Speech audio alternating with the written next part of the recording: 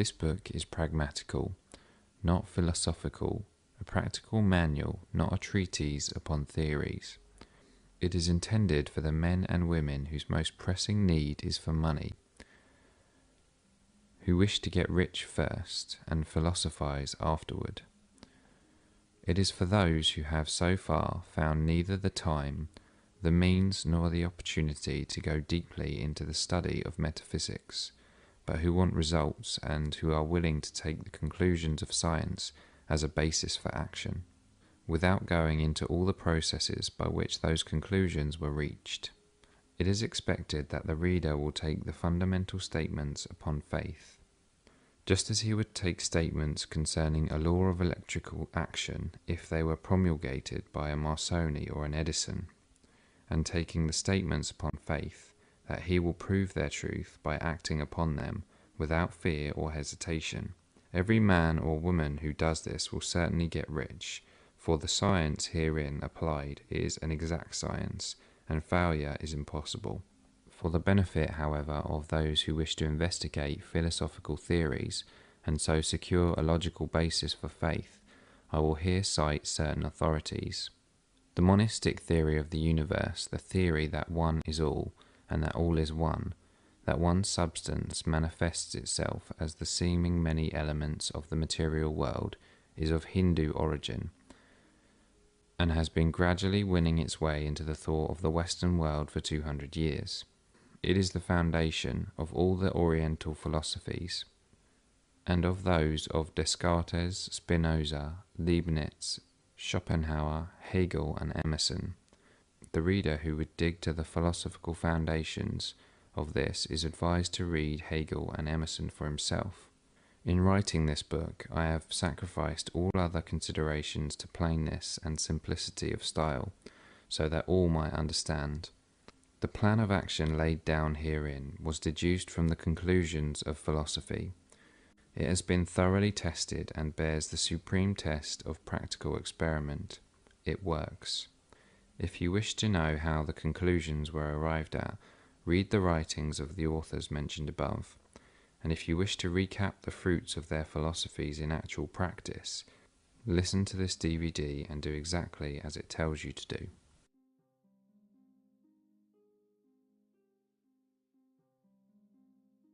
Whatever may be said in praise of poverty, the fact remains that it is not possible to live a really complete or successful life unless one is rich. No man can rise to his greatest possible height in talent or soul development unless he has plenty of money. For to unfold the soul and to develop talent he must have many things to use, and he cannot have these things unless he has money to buy them with. A man develops in mind, soul, and body by making use of things, and society is so organized that man must have money in order to become the possessor of things. Therefore, the basis of all advancement for man must be the science of getting rich. The object of all life is development, and everything that lives has an inalienable right to all the development it is capable of attaining. Man's right to life means his right to have the free and unrestricted use of all the things which may be necessary to his fullest mental, spiritual, and physical unfoldment, or in other words, his right to be rich. In this book I shall not speak of riches in a figurative way. To be really rich does not mean to be satisfied or contented with a little. No man ought to be satisfied with a little if he is capable of using and enjoying more. The purpose of nature is the advancement and unfoldment of life, and every man should have all that can contribute to the power, elegance, beauty, and richness of life. To be content with less is sinful. The man who owns all he wants for the living of all the life he is capable of living is rich, and no man who has not plenty of money can have all he wants. Life has advanced so far and become so complex that even the most ordinary man or woman requires a great amount of wealth in order to live in a manner that even approaches completeness. Every person naturally wants to become all they are capable of becoming. This desire to realize innate possibilities is inherent in human nature. We cannot help wanting to be all that we can be. Success in life is becoming what you want to be. You can become what you want to be only by making use of things, and you can have the free use of things only as you become rich enough to buy them. To understand the science of getting rich is therefore the most essential of all knowledge. There is nothing wrong in wanting to get rich. The desire for riches is really the desire for a richer, fuller, and more abundant life. And that desire is praiseworthy. The man who does not desire to live more abundantly is abnormal, and so the man who does not desire to have money enough to buy all he wants is abnormal. There are three motives for which we live. We live for the body, we live for the mind, and we live for the soul. No one of these is better or holier than the other. All are alike, desirable, and no one of the three, body, mind, or soul, can live fully if either or the others is cut short of full life and expression. It is not right or noble to live only for the soul and deny mind or body, and it is wrong to live for the intellect and deny body or soul. We are all acquainted with the loathsome consequences of living for the body and denying both mind and soul, and we see that real life means the complete expression of all that man can give forth through body, mind, and soul. Whatever he can say, no man can be really happy or satisfied unless his body is living fully in every function.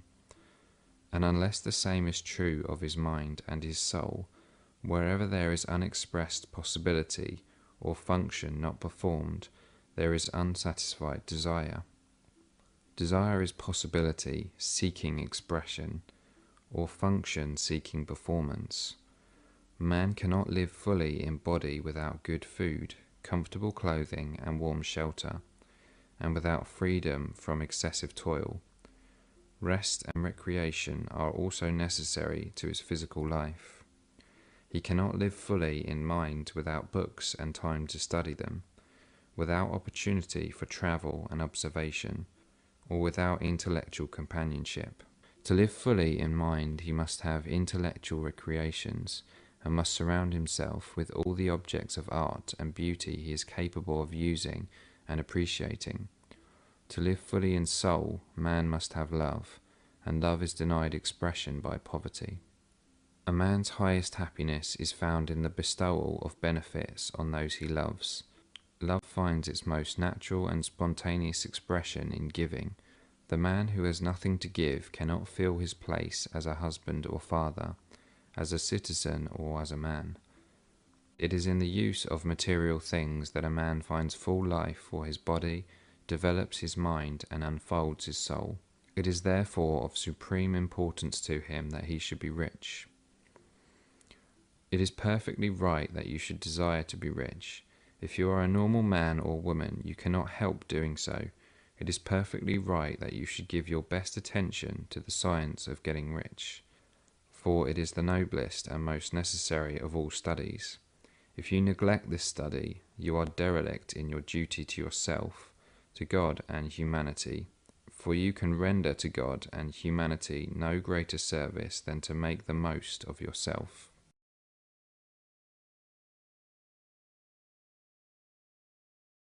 There is a science of getting rich, and it is an exact science, like algebra or arithmetic. There are certain laws which govern the process of acquiring riches. Once these laws are learned and obeyed by any man, he will get rich with mathematical certainty. The ownership of money and property comes as a result of doing things in a certain way. Those who do things in a certain way, whether on purpose or accidentally, get rich, while those who do not do things in this certain way, no matter how hard they work or how able they are, remain poor. It is a natural law that like causes always produce like effects. Therefore, any man or woman who learns to do things in this certain way will infallibly get rich. That the above statement is true is shown by the following facts. Getting rich is not a matter of environment, for if it were, all the people in certain neighbourhoods would become wealthy. The people of one city would all be rich, while those of other towns would all be poor. Or the inhabitants of one state would roll in wealth, while those of an adjoining state would be in poverty. But everywhere we see rich and poor living side by side, in the same environment and often engaged in the same vocations. When two men are in the same locality and in the same business, and one gets rich while the other remains poor, it shows that getting rich is not primarily a matter of environment. Some environments may be more favourable than others, but when two men in the same business are in the same neighbourhood and one gets rich while the other fails, it indicates that getting rich is the result of doing things in a certain way. And further, the ability to do things in this certain way is not due solely to the possession of talent. For many people who have great talent remain poor, while others who have very little talent get rich. Studying the people who have got rich, we find that they are an average lot in all respects, having no greater talents and abilities than other men. It is evident that they do not get rich because they possess talents and abilities that other men have not, but because they happen to do things in a certain way. Getting rich is not the result of saving or thrift. Many very penurious people are poor, while free spenders often get rich. Nor is getting rich due to doing things which others fail to do, for two men in the same business often do almost exactly the same things, and one gets rich while the other remains poor or becomes bankrupt. From all these things, we must come to the conclusion that getting rich is the result of doing things in a certain way. If getting rich is the result of doing things in a certain way, and if like causes always produce like effects, then any man or woman who can do things in that way can become rich, and the whole matter is brought within the domain of exact science. The question arises here whether this certain way may not be so difficult that only a few may follow it. This cannot be true, as we have seen so far. As natural ability is concerned, talented people get rich, and blockheads get rich. Intellectually brilliant people get rich, and very stupid people get rich. Physically strong people get rich, and weak and sickly people get rich. Some degree of ability to think and understand is of course essential, but in so far natural ability is concerned, any man or woman who has sense enough to read and understand these words can certainly get rich. Also, we have seen that it is not a matter of environment. Location counts for something. One would not go to the heart of the Sahara and expect to do successful business. Getting rich involves the necessity of dealing with men and of being where there are people to deal with. And if these people are inclined to deal in the way that you want to deal, so much the better. But that is about as far as environment goes. If anybody else in your town can get rich, so can you. And if anybody else in your state can get rich, so can you. People get rich in every business and in every profession, while their next door neighbours in the same vocation remain in poverty. It is true that you will do best in a business which you like, and which is congenial to you. And if you have certain talents which are well developed, you will do best in a business which calls for the exercise of those talents. Also, you will do best in a business which is suited to your locality. An ice cream parlour would do better in a warm climate than in Greenland.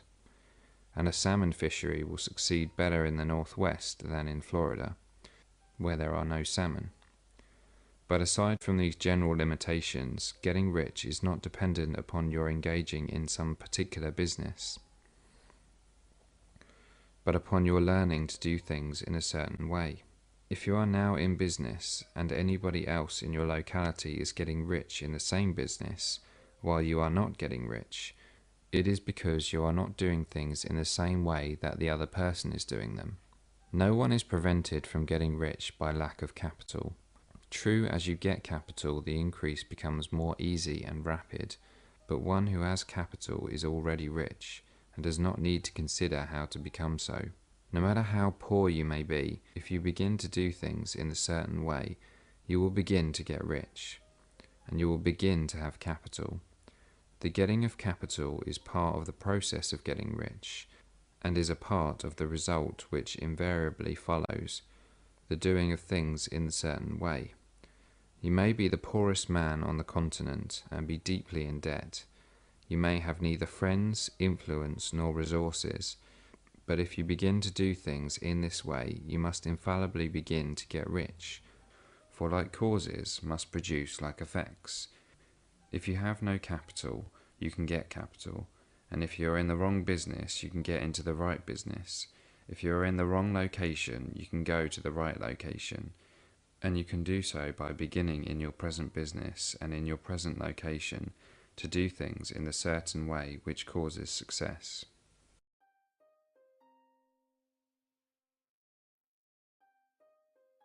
No man is kept poor because opportunity has been taken away from him, because other people have monopolized the wealth and have put a fence around it.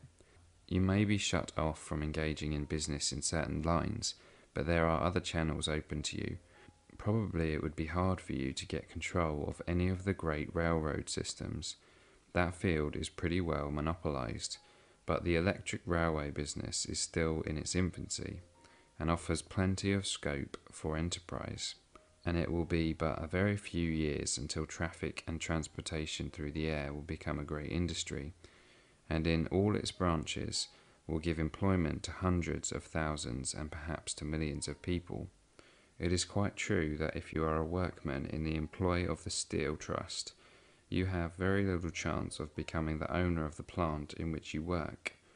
But it is also true that if you will commence to act in a certain way, you can soon leave the employ of the Steel Trust. You can buy a farm of from 10 to 40 acres and engage in business as a producer of foodstuffs. There is great opportunity at this time for men who will live upon small tracts of land and cultivate the same intensively. Such men will certainly get rich. You may say that it is impossible for you to get the land, but I am going to prove to you that it is not impossible, and that you can certainly get a farm if you will go to work in a certain way. At different periods, the tide of opportunity sets in different directions, according to the needs of the whole, and the particular stage of social evolution which has been reached. At present, in America, it is setting toward agriculture and the allied industries and professionals. Today, opportunity is open before the factory worker in his line.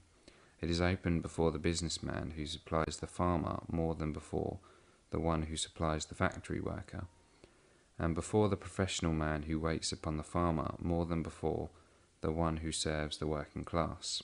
There is abundance of opportunity for the man who will go with the tide, instead of trying to swim against it. So the factory workers, either as individuals or as a class, are not deprived of opportunity. The workers are not being kept down by their masters. They are not being ground by the trusts and combinations of capital.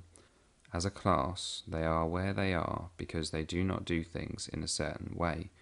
If the workers of America choose to do so, they could follow the example of their brothers in Belgium and other countries, and establish great department stores and cooperative industries, and in a few years they could take peaceable possession of the industrial field. The working class may become the master class whenever they will begin to do things in a certain way. The law of wealth is the same for them as it is for all others. This they must learn, and they will remain where they are as long as they continue to do as they do. The industrial worker, however, is not held down by the ignorance or the mental slothfulness of his class. He can follow the tide of opportunity to riches, and this book will tell him how. No one is kept in poverty by a shortness in the supply of riches. There is more than enough for all. A palace as large as the capital of Washington might be built for every family on earth from the building material in the United States alone. and under intensive cultivation the country would produce wool, cotton, linen, and silk enough to clothe each person in the world, finer than Solomon was arrayed in all his glory, together with food enough to feed them all luxuriously. The visible supply is practically inexhaustible, and the invisible supply really is inexhaustible. Everything you see on earth is made from one original substance, out of which all things proceed. New forms are constantly being made, and older ones are dissolving, but all are shapes assumed by one thing. There is no limit to the supply of formless stuff, or original substance. The universe is made out of it. But it was not all used in making the universe. The spaces in, through, and between the forms of the visible universe are permitted and filled with the original substance. With the formless stuff, with the raw material of all things, 10,000 times as much as been made might still be made, and even then we should not have exhausted the supply of universal raw material. No man, therefore, is poor because nature is poor, or because there is not enough to go round. Nature is an inexhaustible storehouse of riches. The supply will never run short. Original substance is alive with creative energy, and is constantly producing more forms. When the supply of building material is exhausted, more will be produced. When the soil is exhausted, so that foodstuffs and materials for clothing will no longer grow upon it, it will be renewed, or more soil will be made. When all the gold and silver has been dug from the earth, if man is still in such a stage of social development that he needs gold and silver, more will be produced from the formless. The formless stuff responds to the needs of man. It will not let him be without any good thing. This is true of man collectively. The race as a whole is always abundantly rich, and if individuals are poor, it is because they do not follow the certain way of doing things which makes the individual man rich. The formless stuff is intelligent. It is stuff which thinks, it is alive, and is always impelled toward more life. It is the natural and inherent impulse of life to seek to live more. It is the nature of intelligence to enlarge itself, and of consciousness to seek to extend its boundaries and find fuller expression. The universe of forms has been made by formless living substance, throwing itself into form in order to express itself more fully. The universe is a great living presence, always moving inherently toward more life and fuller functioning. Nature is formed for the advancement of life. Its impelling motive is the increase of life. For this cause, everything which can possibly minister to life is bountifully provided. There can be no lack unless God is to contradict himself and nullify his own works. You are not kept poor by lack in the supply of riches, that even the resources of the formless supply are at the command of the man or woman will act and think in a certain way.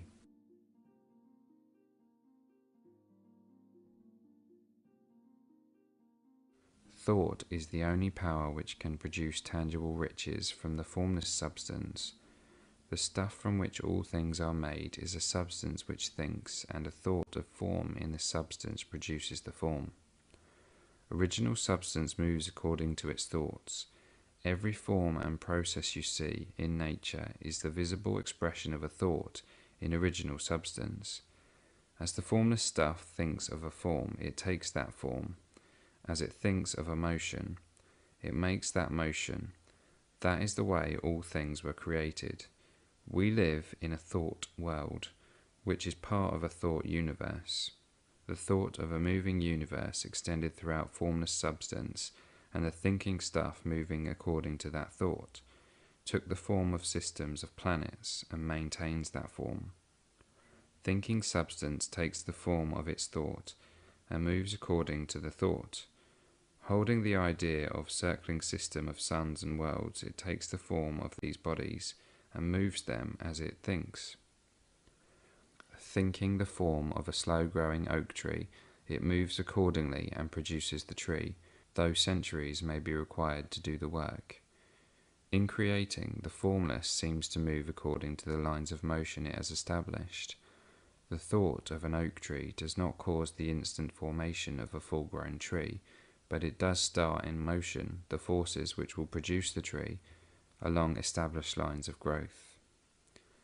Every thought of form held in thinking substance causes the creation of the form, but always, or at least generally, along lines of growth and action already established.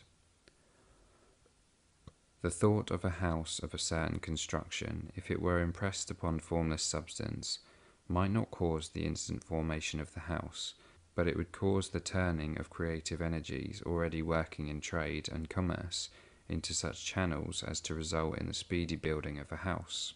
And if there were no existing channels through which the creative energy could work, then the house would be formed directly from primal substance, without waiting for the slow processes of the organic and inorganic world. No thought of form can be impressed upon original substance without causing the creation of the form. Man is a thinking centre, and can originate thought. All the forms that man fashions with his hands must first exist in his thought. He cannot shape a thing until he has thought that thing. And so far man has confined his efforts wholly to the work of his hands. He has applied manual labour to the world of forms, seeking to change or modify those already existing. He has never thought of trying to cause the creation of new forms by impressing his thoughts upon formless substance. When man has a thought form, he takes material from the forms of nature and makes an image of the form which is in his mind. He has so far made little or no effort to cooperate with formless intelligence to work with the Father. He has not dreamed that he can do what he seeth the Father doing. He has given no attention to the question whether he may not produce things from formless substance by communicating his thoughts to it. We propose to prove that he may do so, to prove that any man or woman may do so, and to show how. As our first step, we must lay down 3 fundamental propositions. First, we assert that there is one original formless stuff, or substance, from which all things are made. All the seemingly many elements are but different presentations of one element. All the many forms found in organic and inorganic nature are but different shapes made from the same stuff. A thought held in it produces the form of the thought. Thought in thinking substance produces shapes. Man is a thinking centre, capable of original thought. If man can communicate his thoughts to original thinking substance, he can cause the creation or formation of the thing he thinks about. To summarize this, there is a thinking stuff from which all things are made, and which in its original state permits, penetrates, and fills the interspaces of the universe. A thought in this substance produces the thing that is imaged by the thought. Man can form things in his thought, and by impressing his thought upon formless substance, can cause the thing he thinks about to be created. It may be asked if I can prove these statements, and without going into details, I answer that I can do so, both by logic and experience. Reasoning back from the phenomena of form and thought, I come to one original thinking substance, and reasoning forward from this thinking substance, I come to man's power to cause the formation of the thing he thinks about. And by experiment I find the reasoning true, and this is my strongest proof. If one man who reads this book gets rich by doing what it tells him to do, that is evidence in support of my claim. But if every man who does what it tells him to do gets rich, that is positive proof until someone goes through the process and fails. The theory is true until the process fails, and this process will not fail. For every man who does exactly what this book tells him to do will get rich.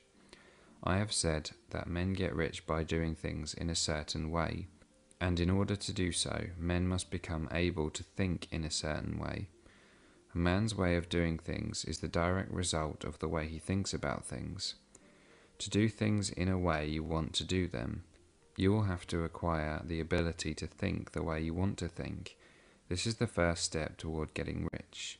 To think what you want to think is to think truth, regardless of appearances. Every man has the natural and inherent power to think what he wants to think, but it requires far more effort to do so than it does to think the thoughts which are suggested by appearances. To think according to appearance is easy. To think truth regardless of appearances is laborious, and requires the expenditure of more power than any other work man is called upon to perform. There is no labour from which most people shrink as they do from that of sustained and consecutive thought. It is the hardest work in the world. This is especially true when truth is contrary to appearances. Every appearance in the visible world tends to produce a corresponding form in the mind which observes it, and this can only be prevented by holding the thought of the truth. To look upon the appearance of disease will produce the form of disease in your own mind, and ultimately in your body, unless you hold the thought of the truth, which is that there is no disease, it is only an appearance, and the reality is health. To look upon the appearances of poverty will produce corresponding forms in your own mind, unless you hold to the truth that there is no poverty, there is only abundance. To think health when surrounded by the appearance of disease, or to think riches when in the midst of appearances of poverty, requires power, but he who acquires this power becomes a mastermind. He can conquer fate. He can have what he wants. This power can only be acquired by getting hold of the basic fact which is behind all appearances, and that fact is that there is one thinking substance from which and by which all things are made. When we must grasp the truth that every thought held in this substance becomes a form, and that man can so impress his thoughts upon it as to cause them to take form and become visible things. When we realize this, we lose all doubt and fear, for we know that we can create what we want to create, we can get what we want to have, and can become what we want to be. As a first step toward getting rich, you must believe the three fundamental statements given previously in this chapter, and in order to emphasize them, I repeat them here. There is a thinking stuff from which all things are made, and which, in its original state, permits, penetrates, and fills the interspaces of the universe. A thought in this substance produces the thing that is imaged by the thought. Man can form things in his thought, and by impressing his thought upon formless substance, can cause the thing he thinks about to be created. You must lay aside all other concepts of the universe than this monistic one, and you must dwell upon this until it is fixed in your mind, and has become your habitual thought. Read these creed statements over and over again, fix every word upon your memory, and meditate upon them until you firmly believe what they say. If a doubt comes to you, cast it aside as sin. Do not listen to arguments against this idea. Do not go to churches or lectures where a contrary concept of things is taught or preached. Do not read magazines or books which teach a different idea. If you get mixed up in your faith, all your efforts will be in vain. Do not ask why these things are true, nor speculate as to how they can be true. Simply make them on trust. The science of getting rich begins with the absolute acceptance of this faith.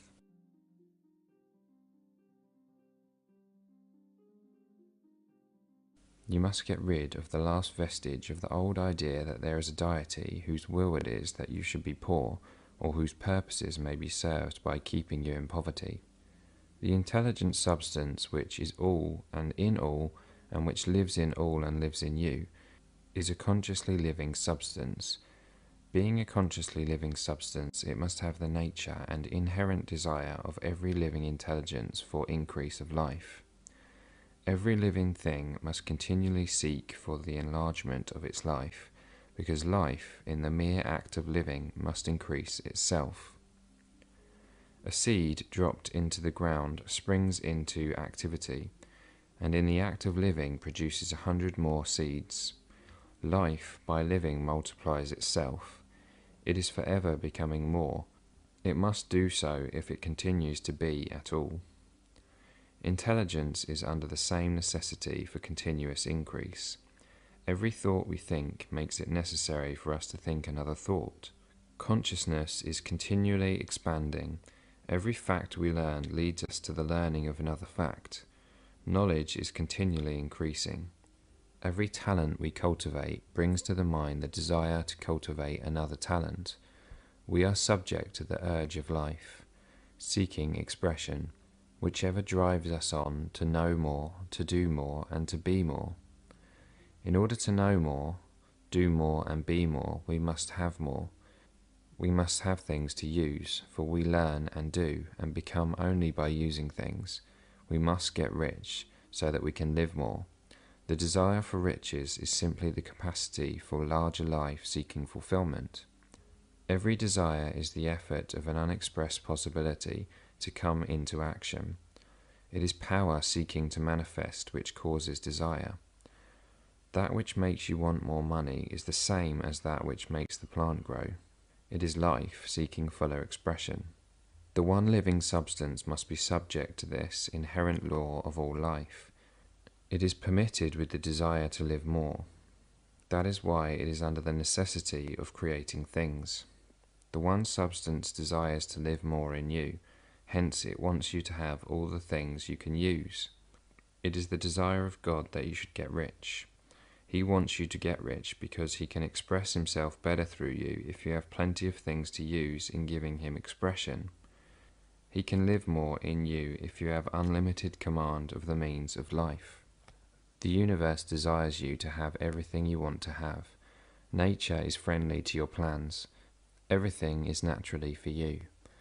Make up your mind that this is true. It is essential, however, that your purpose should harmonize with the purpose that is in all. You must want real life, not mere pleasure of sensual gratification.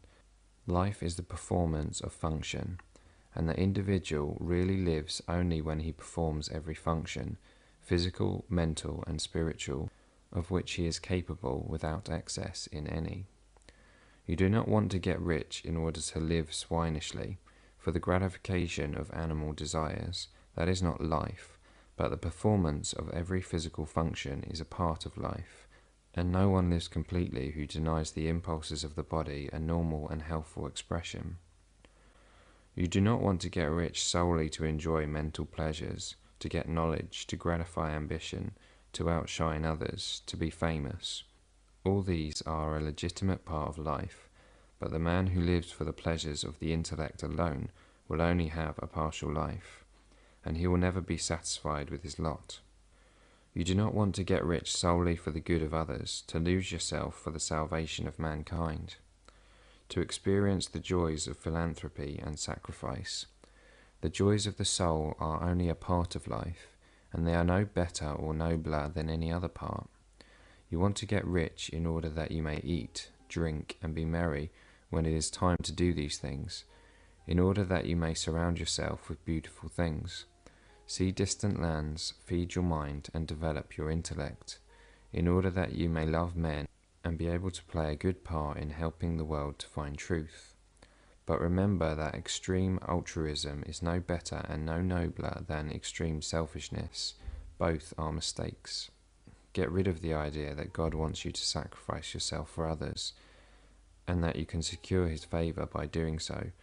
God requires nothing of the kind. What he wants is that you should make the most of yourself, for yourself and for others, and you can help others more by making the most of yourself than in any other way. You can make the most of yourself only by getting rich, so it is right and praiseworthy that you should give your first and best thought to the work of acquiring wealth. Remember, however, that the desire of substance is for all, and its movements must be for more life to all. It cannot be made to work for less life to any, because it is equally in all, seeking riches and life. Intelligent substance will make things for you, but it will not take things away from someone else and give them to you. You must get rid of the thought of competition. You are to create, not to compete for what is already created. You do not have to take anything away from anyone. You do not have to drive sharp bargains. You do not have to cheat or to take advantage. You do not need to let any man work for you for less than he earns. You do not have to covet the property of others, or to look at it with wishful eyes. No man has anything of which you cannot have the like, and that without taking what he has away from him. You are to become a creator, not a competitor. You are going to get what you want, but in such a way that when you get it, every other man will have more than he has now.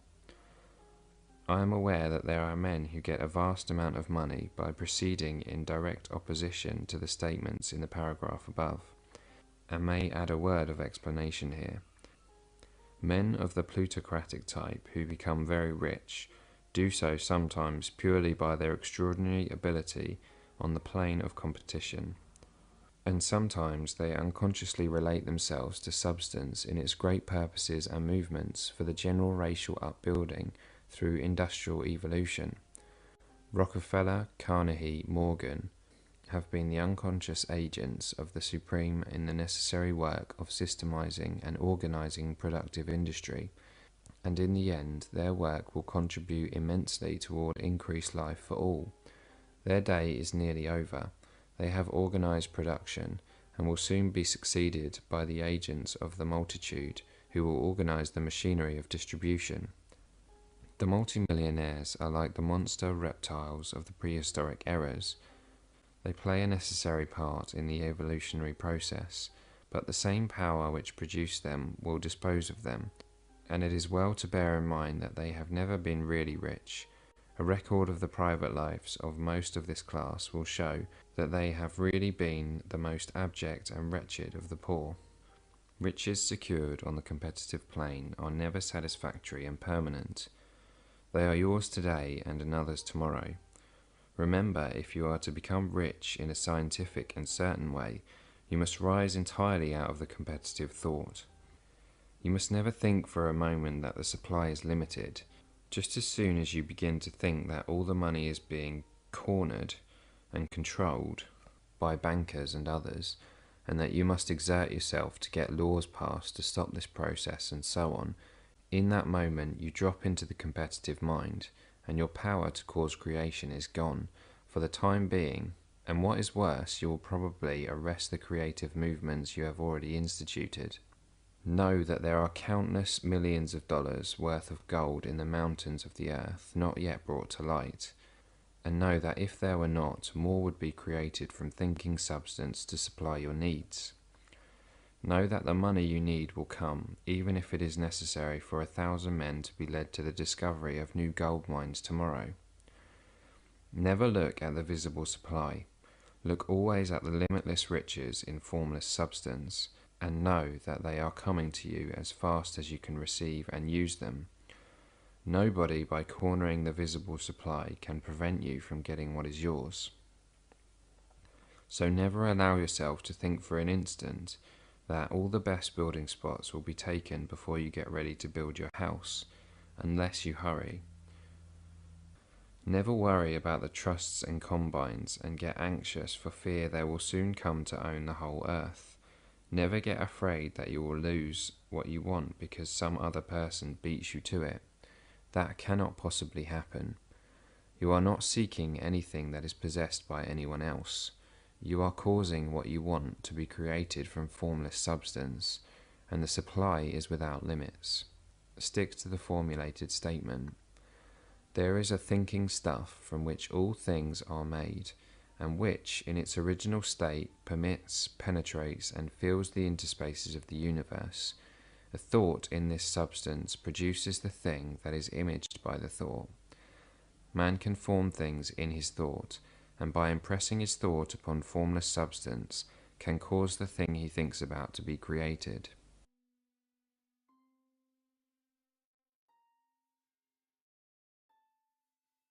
When I say that you do not have to drive sharp bargains, I do not mean that you do not have to drive any bargains at all, or that you are above the necessity for having any dealings with your fellow men.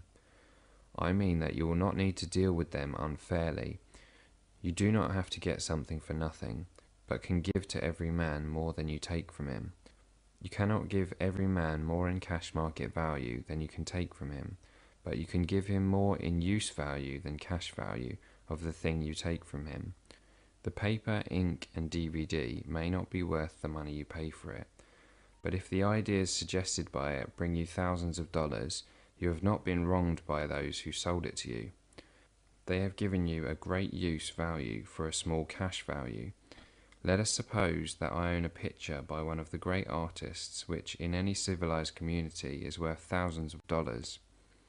I take it to Baffin Ray, and by salesmanship induce an Eskimo to give a bundle of furs worth $500 for it. I have really wronged him, for he has no use for the picture. It has no use value to him. It will not add to his life.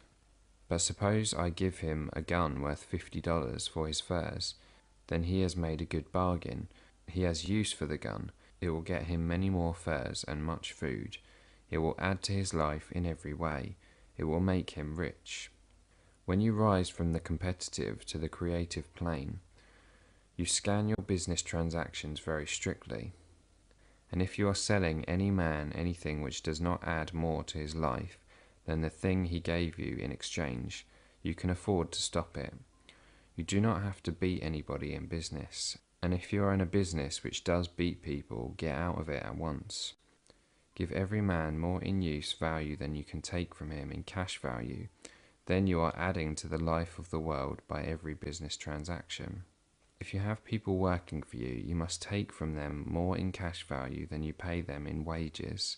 But you can so organize your business that it will be filled with the principle of advancement, and so that each employee who wishes to do so may advance a little every day. You can make your business do for your employees what this book is doing for you. You can so conduct your business that it will be a sort of ladder by which every employee who will take the trouble may climb to riches himself, and given the opportunity, if he will not do so, it is not your fault. And finally, because you are to cause the creation of your riches from formless substance, which permits all your environment, it does not follow that they are to take shape from the atmosphere and come into being before your eyes. If you want a sewing machine, for instance, I do not mean to tell you that you are to impress the thought of a sewing machine on thinking substance until the machine is formed without hands, in the room where you sit or elsewhere. But if you want a sewing machine, hold the mental image of it with the most positive certainty that it is being made, or is on its way to you.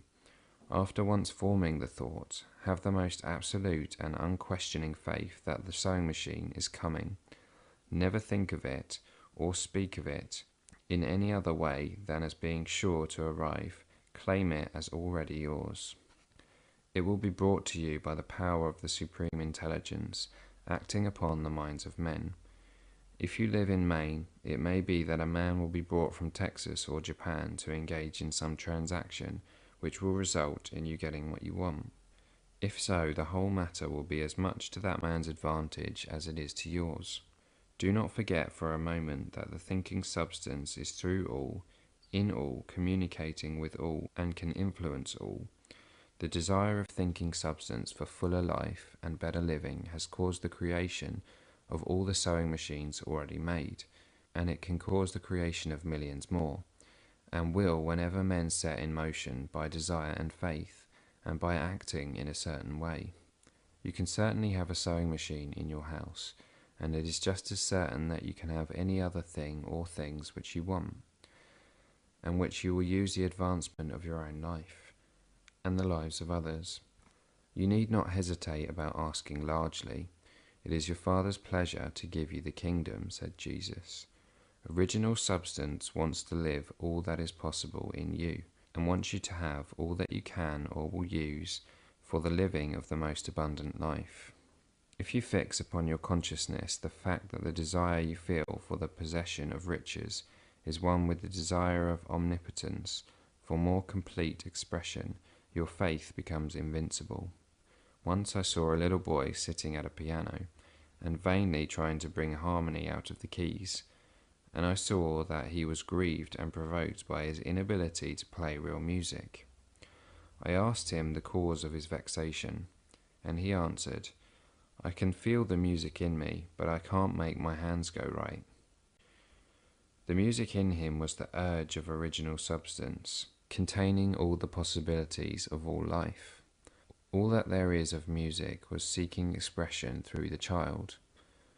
God, the one substance, is trying to live and do and enjoy things through humanity. He is saying, I want hands to build wonderful structures, to play divine harmonies, to paint glorious pictures. I want feet to run my errands, eyes to see my beauties, tongues to tell mighty truths and to sing marvellous songs, and so on. All that there is of possibility is seeking expression through men. God wants those who can play music to have pianos and every other instrument, and to have the means to cultivate their talents to the fullest extent. He wants those who can appreciate beauty to be able to surround themselves with beautiful things. He wants those who can discern truth to have every opportunity to travel and observe. He wants those who can appreciate dress to be beautifully clothed, and those who can appreciate good food to be luxuriously fed. He wants all these things because it is himself that enjoys and appreciates them. It is God who wants to play and sing and enjoy beauty, and proclaim truth and wear fine clothes and eat good foods. It is God that worketh in you to will and to do, said Paul. Your part is to focalize and express the desire to God. This is a difficult point with most people. They retain something of the old idea that poverty and self-sacrifice are pleasing to God. They look upon poverty as a part of the plan, a necessity of nature. They have the idea that God has finished his work and made all that he can make, and that the majority of men must stay poor because there is not enough to go around. They hold to so much of this erroneous thought that they feel ashamed to ask for wealth. They try not to want more than a very modest competence, just enough to make them fairly comfortable. I recall now the case of one student who was told that he must get in mind a clear picture of the things he desired, so that the creative thought of them might be impressed on formless substance. He was a very poor man, living in a rented house, and having only what he earned from day to day, and he could not grasp the fact that all wealth was his. So after thinking the matter over, he decided that he might reasonably ask for a new rug for the floor of his best room, and an anthracite coal stove to heat the house during the cold weather. Following the instructions given in this book, he obtained these things in a few months, and then it dawned upon him that he had not asked enough. He went through the house in which he lived and planned all the improvements he would like to make in it. He mentally added a bay window here and a room there, until it was complete in his mind as his ideal home, and that he planned its furnishings. Holding the whole picture in his mind, he began living in a certain way, and moving toward what he wanted, and he owns the house now, and is rebuilding it after the form of his mental image. And now, with still larger faith, he is going on to get greater things. It has been unto him according to his faith, and it is so with you and with all of us.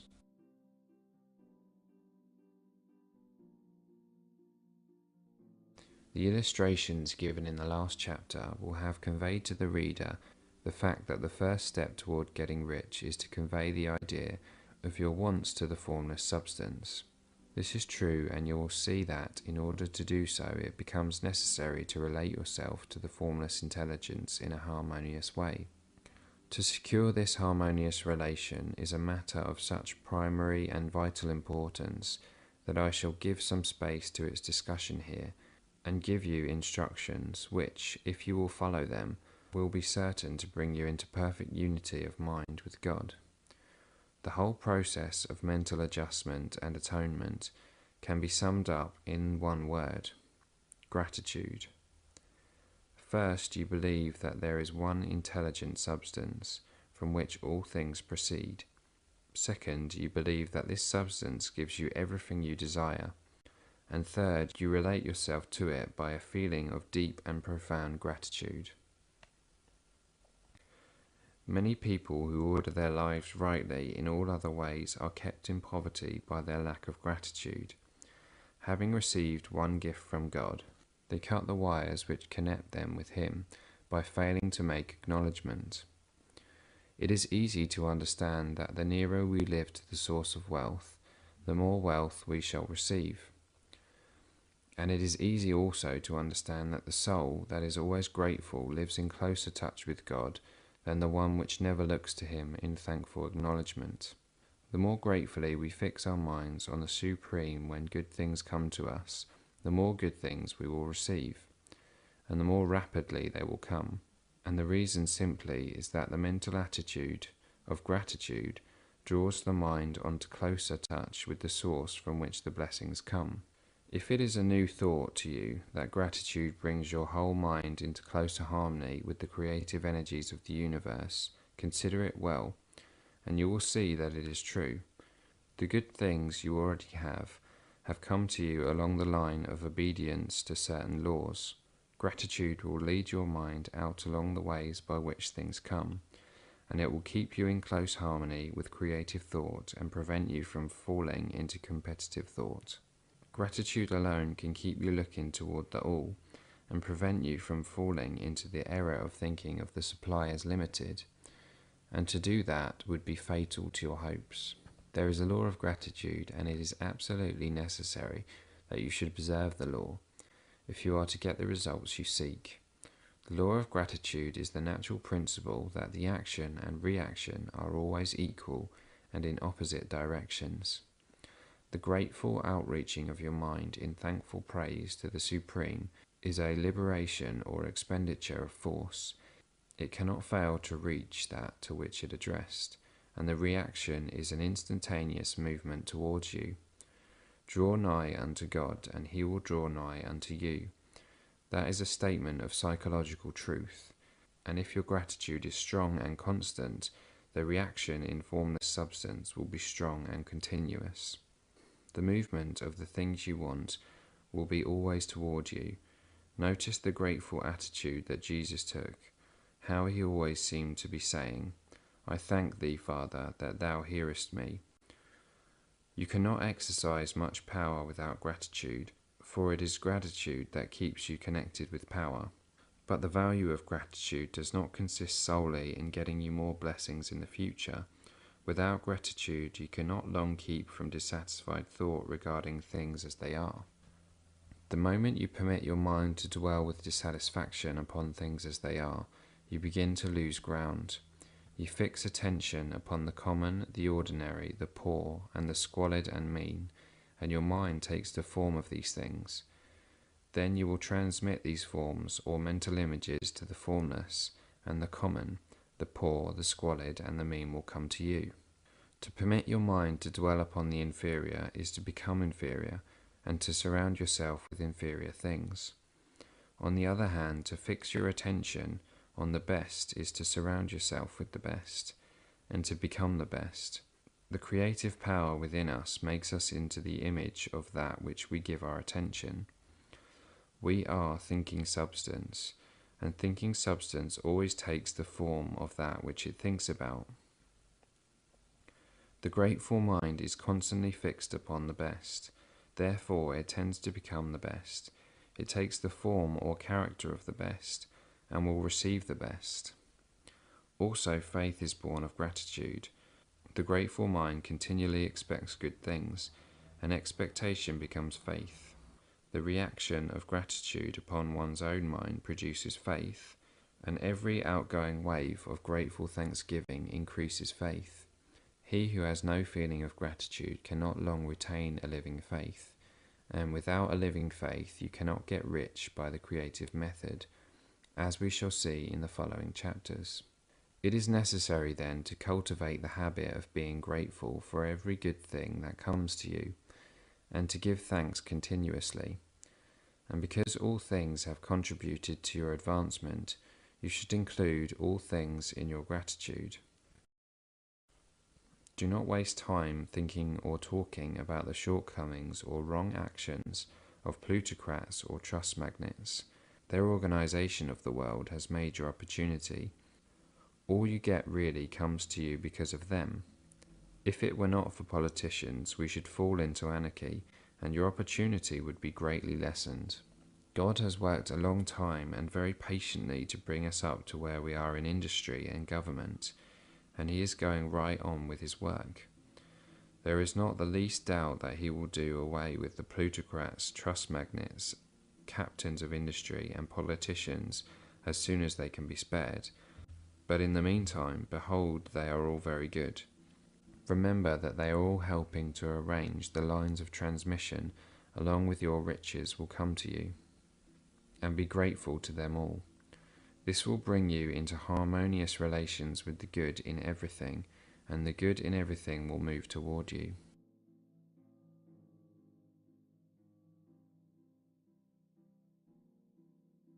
Refer back to chapter 6 and go over the story of the man who formed a mental image of his house, and you'll get a fair idea of the initial step toward getting rich.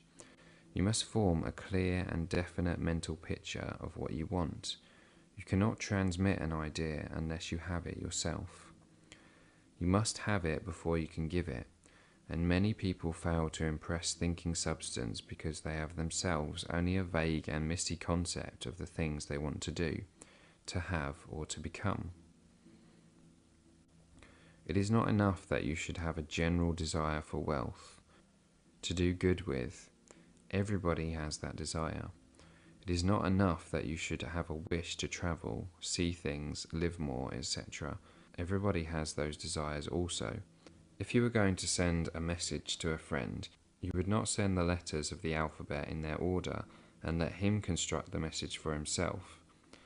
Nor would you take the words at random from the dictionary.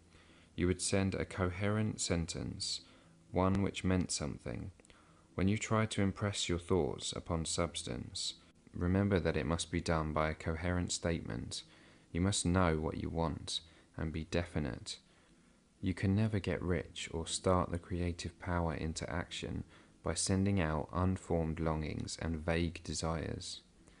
Go over your desires just as the man I have described went over his house. See just what you want and get a clear mental picture of it as you wish it to look when you get it. The clear mental picture you must have continually in mind, as the sailor has in mind the port towards which he is sailing the ship. You must keep your face toward it all the time. You must no more lose sight of it than the steersman loses sight of the compass. It is not necessary to take exercises in concentration, nor to set apart special times for prayer and affirmation, nor to go into the silence, nor to do occult stunts of any kind.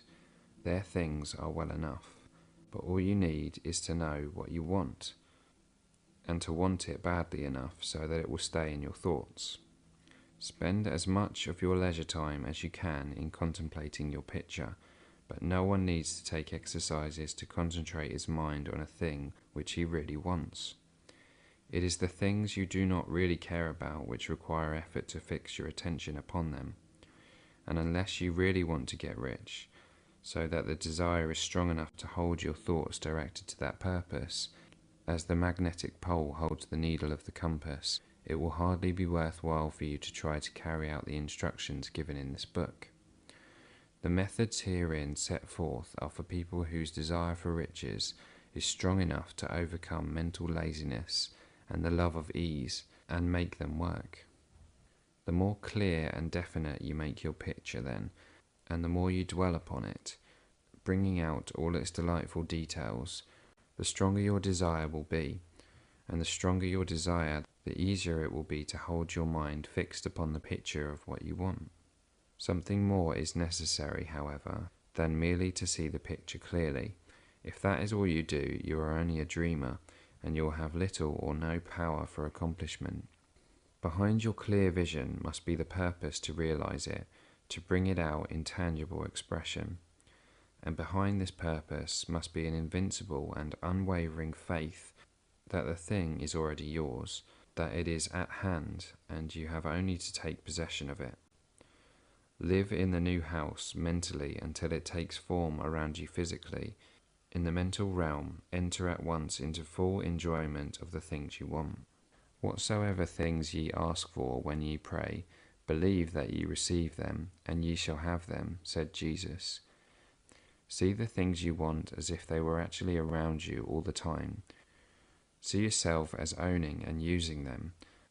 Make use of them in imagination, just as you will use them when they are your tangible possessions.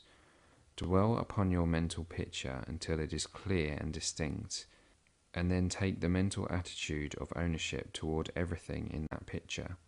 Take possession of it in mind in the full faith that it is actually yours. Hold to this mental ownership. Do not waver for an instant in the faith that it is real. And remember what was said in a preceding chapter about gratitude.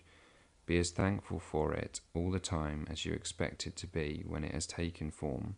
The man who can sincerely thank God for the things which as yet he owns only in imagination has real faith.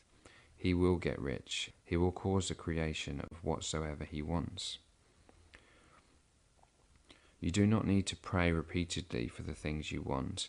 It is not necessary to tell God about it every day. Use not vain repetition as the heathen do, said Jesus to his pupils. For your Father knoweth that you have need of these things before ye ask him. Your part is so intelligently formulate your desire for the things which make for a larger life, and to get these desire arranged into a coherent whole, and then to impress this whole desire upon the formless substance, which has the power and the will to bring you what you want. You do not make this impression by repeating strings of words. You make it by holding the vision with unshakable purpose to attain it, and with steadfast faith that you do attain it. The answer to prayer is not according to your faith while you are talking, but according to your faith while you are working.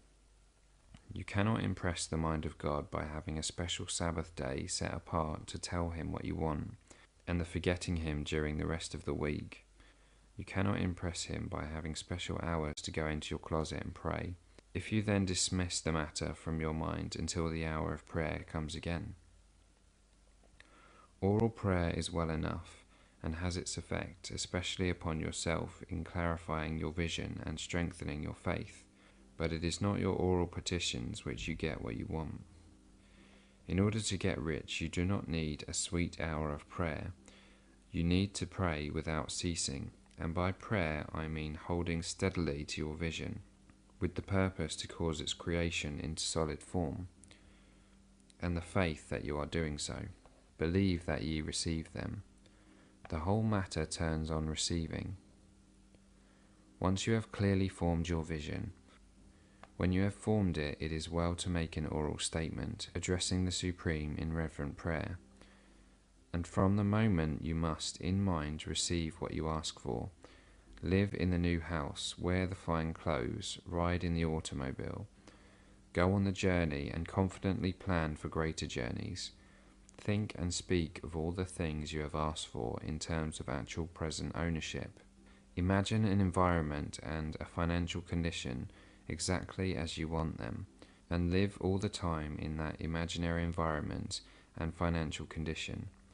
Mind, however, that you do not do this as a mere dreamer and castle builder. Hold to the faith that this imaginary is being realized, and to the purpose to realize it. Remember that it is faith and purpose in the use of the imagination which make the difference between the scientist and the dreamer. And having learned this fact, it is here that you must learn the proper use of the will.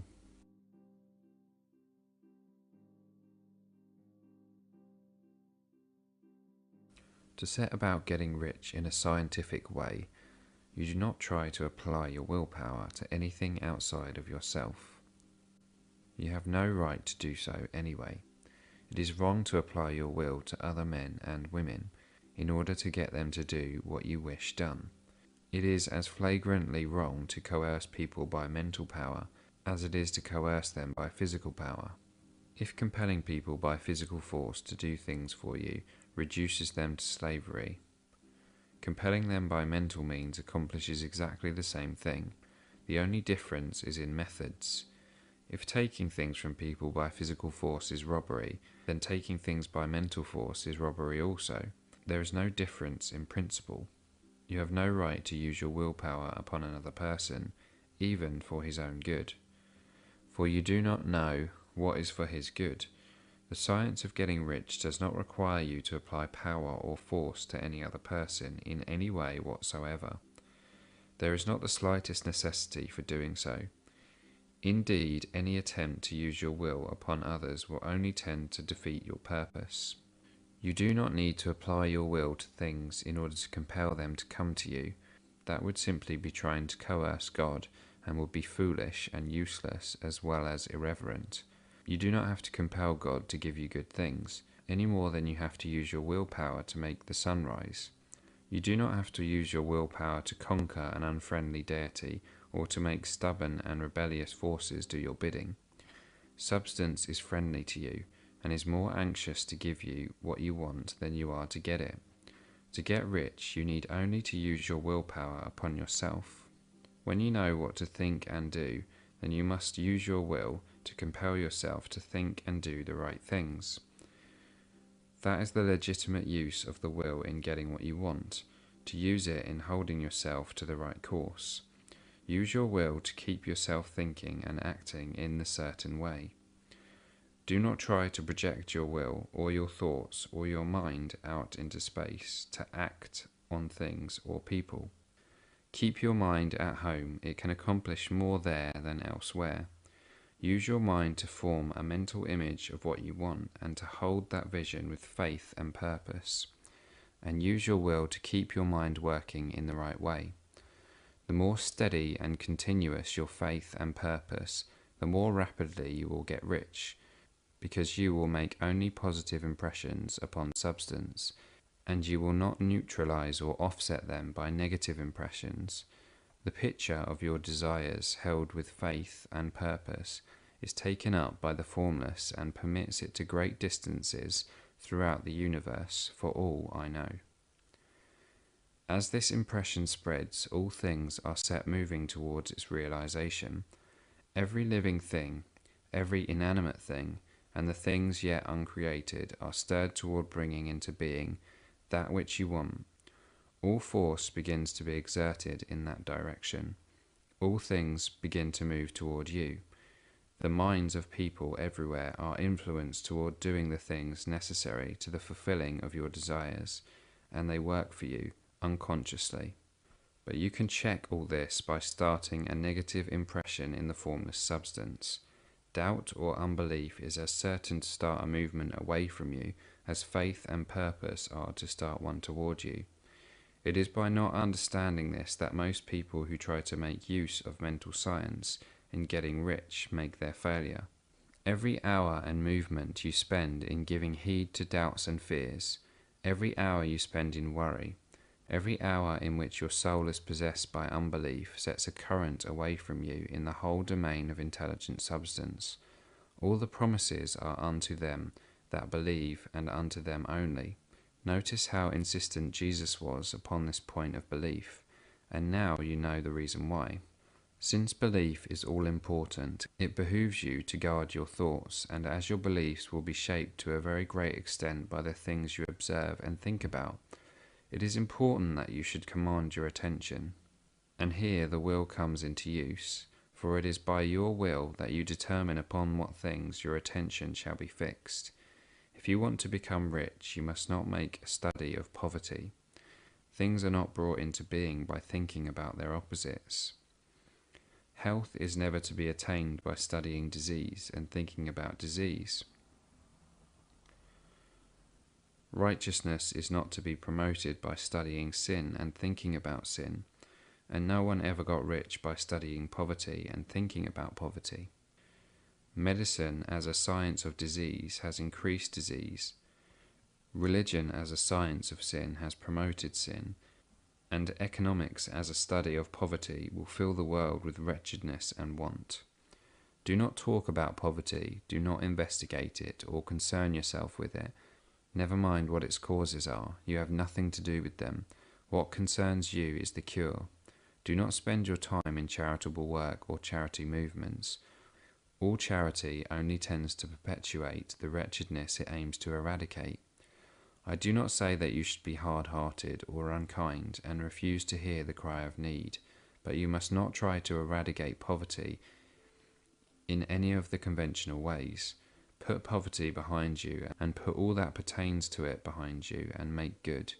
Get rich, that is the best way you can help the poor. And you cannot hold the mental image which is to make you rich if you fill your mind with pictures of poverty. Do not read books or papers which give circumstantial accounts of the wretchedness of the tenement dwellers, of the horrors of child labour, and so on. Do not read anything which fills your mind with gloomy images of want and suffering. You cannot help the poor in the least by knowing about these things, and the widespread knowledge of them does not tend at all to do away with poverty. What tends to do away with poverty is not the getting of pictures of poverty into your mind, but getting pictures of wealth into the minds of the poor. You are not deserting the poor in their misery when you refuse to allow your mind to be filled with pictures of that misery.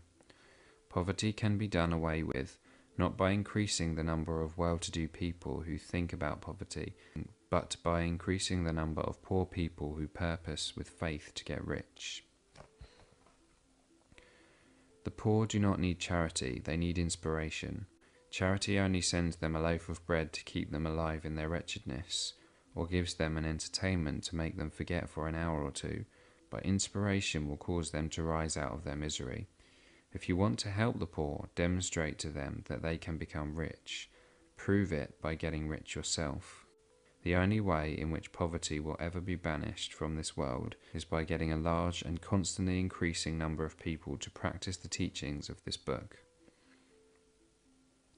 Every man who becomes rich by competition throws down behind him the ladder by which he rises, and keeps others down. But every man who gets rich by creation opens a way for thousands to follow him, and inspires them to do so. You are not showing hardness of heart or an unfeeling disposition when you refuse to pity poverty. See poverty, read about poverty, or think or talk about it, or to listen to those who do talk about it. Use your willpower to keep your mind off the subject of poverty and to keep it fixed with faith and purpose on the vision of what you want.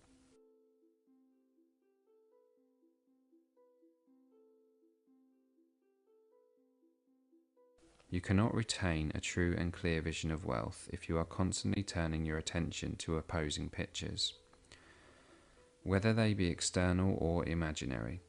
Do not tell of your past troubles of a financial nature. If you have had them, do not think of them at all. Do not tell of the poverty of your parents or the hardships of your early life. To do any of these things is to mentally class yourself with the poor for the time being, and it will certainly check the movement of things in your direction. Let the dead bury their dead, as Jesus said. Put poverty and all things that pertain to poverty completely behind you. You have accepted a certain theory of the universe as being correct, and are resting all your hopes of happiness on its being correct. And what can you gain by giving heed to conflicting theories? Do not read religious books which tell you that the world is soon coming to an end, and do not read the writing of muckrakers and pessimistic philosophers who tell you that it is going to the devil. The world is not going to the devil, it is going to God. It is wonderful becoming.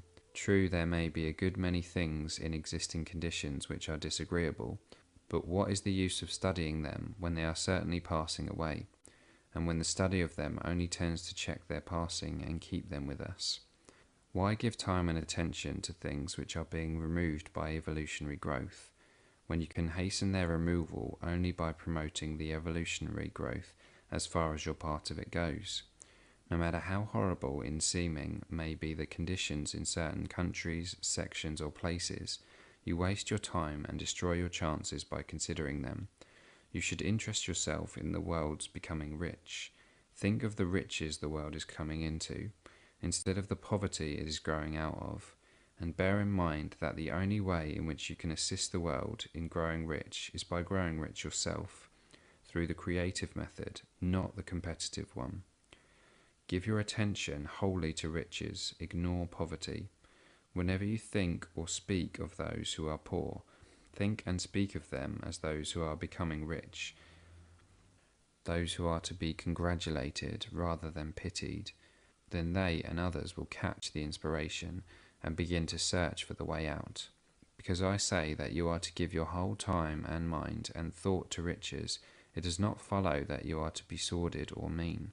To become really rich is the noblest aim you can have in life, for it includes everything else. On the competitive plane, the struggle to get rich is a godless scramble for power over other men. But when we come into the creative mind, all this is changed. All that is possible in the way of greatness and soul unfoldment, of service and lofty endeavour, comes by ways of getting rich. All is made possible by the use of things. If you lack for physical health, you will find that the attainment of it is conditional on your getting rich. Only those who are emancipated from financial worry and who have the means to live a carefree existence and follow hygienic practices can have and retain health. Moral and spiritual greatness is possible only to those who are above the competitive battle for existence, and only those who are becoming rich on the plane of creative thought are free from the degrading influences of competition. If your heart is set on domestic happiness, remember that love flourishes best where there is refinement, a high level of thought and freedom from corrupting influences, and these are to be found only where riches are attained by the exercise of creative thought, without strife or rivalry. You can aim at nothing so great or noble, I repeat, as to become rich, and you must fix your attention upon your mental picture of riches, to the exclusion of all that may tend to dim or obscure the vision. You must learn to see the underlying truth in all things. You must see beneath all seemingly wrong conditions the great one life ever moving forward toward fuller expression and more complete happiness. It is the truth that there is no such thing as poverty, that there is only wealth. Some people remain in poverty because they are ignorant of the fact that there is wealth for them, and these can best be taught by showing them the way to affluence in your own person and practice. Others are poor because while they feel that there is a way out, they are too intellectually indolent to put forth the mental effort necessary to find that way and by travel it. And for these the very best thing you can do is to arouse their desire by showing them the happiness that comes from being rightly rich. Others still are poor because while they have some notion of science, they have become so swamped and lost in the maze of metaphysical and occult theories that they do not know which road to take. They try a mixture of many systems and fail in all. For these, again, the very best thing to do is to show the right way in your own person and practice. An ounce of doing things is worth a pound of theorizing. The very best thing you can do for the whole world is to make the most of yourself. You can serve God and man in no more effective way than by getting rich. That is, if you get rich by the creative method and not by the competitive one. Another thing, we assert that this book gives in detail the principles of the science of getting rich, and if that is true, you do not need to read any other book upon the subject. This may sound narrow and egotistical, but consider, there is no more scientific method of computation in mathematics than by addition, subtraction, multiplication, and division. No other method is possible. There can be but one shortest distance between 2 points. There is only one way to think scientifically, and that is to think in the way that leads by the most direct and simple route to the goal. No man has yet formulated a briefer or less complex system than the one set forth herein. It has been stripped of all non-essentials. When you commence on this, lay all others aside, put them out of your mind altogether, and do not think about other systems and theories. If you do, you will begin to have doubts, and to be uncertain and wavering in your thought, and then you will begin to make failures. After you have made good and become rich, you may study other systems as much as you please, but until you are quite sure that you have gained what you want, do not listen to anything but this DVD, unless it be the authors mentioned in the preface, and read only the most optimistic comments on the world's news, those in harmony with your picture. Also postpone your investigations into the occult. Do not dabble in theosophy, spiritualism, or kindred studies. It is very likely that the dead still live and are near, but if they are, let them alone. Mind your own business. Wherever the spirits of the dead may be, they have their own work to do and their own problems to solve, and we have no right to interfere with them. We cannot help them, and it is very doubtful whether they can help us, or whether we have any right to trespass upon their time if they can. Let the dead and the hereafter alone, and solve your own problem. Get rich.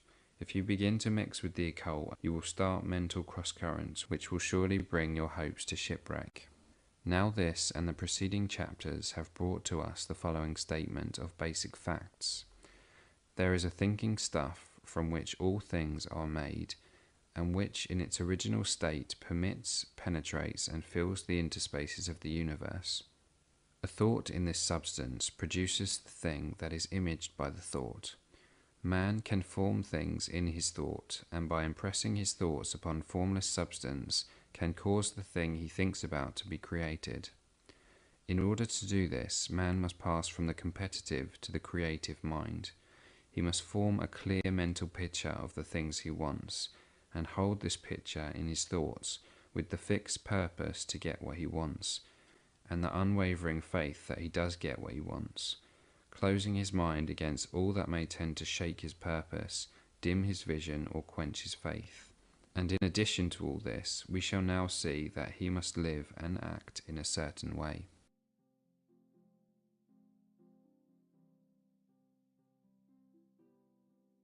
Thought is the creative power or the impelling force which causes the creative power to act. Thinking in a certain way will bring riches to you, but you must not rely upon thought alone, paying no attention to personal action. That is the rock upon which many otherwise scientific metaphysical thinkers meet shipwreck, the failure to connect thought with personal action. We have not yet reached the stage of development, even supposing such a stage to be possible, in which man can create directly from formless substance without nature's processes or the work of human hands. Man must not only think, but his personal action must supplement his thought. By thought you can cause the gold in the hearts of the mountains to be impelled toward you, but it will not mine itself, refine itself, coin itself into double eagles, and come rolling into the road seeking its way into your pocket. Under the impelling power of the Supreme Spirit, men's affairs will be so ordered that someone will be led to mine the gold for you. Other men's business transactions will be so directed that the gold will be brought toward you, and you must so arrange your own business affairs that you may be able to receive it when it comes to you. Your thought makes all things, animate and inanimate, work to bring you what you want. But your personal activity must be such that you can rightly receive what you want when it reaches you. You are not to take it as charity, nor to steal it.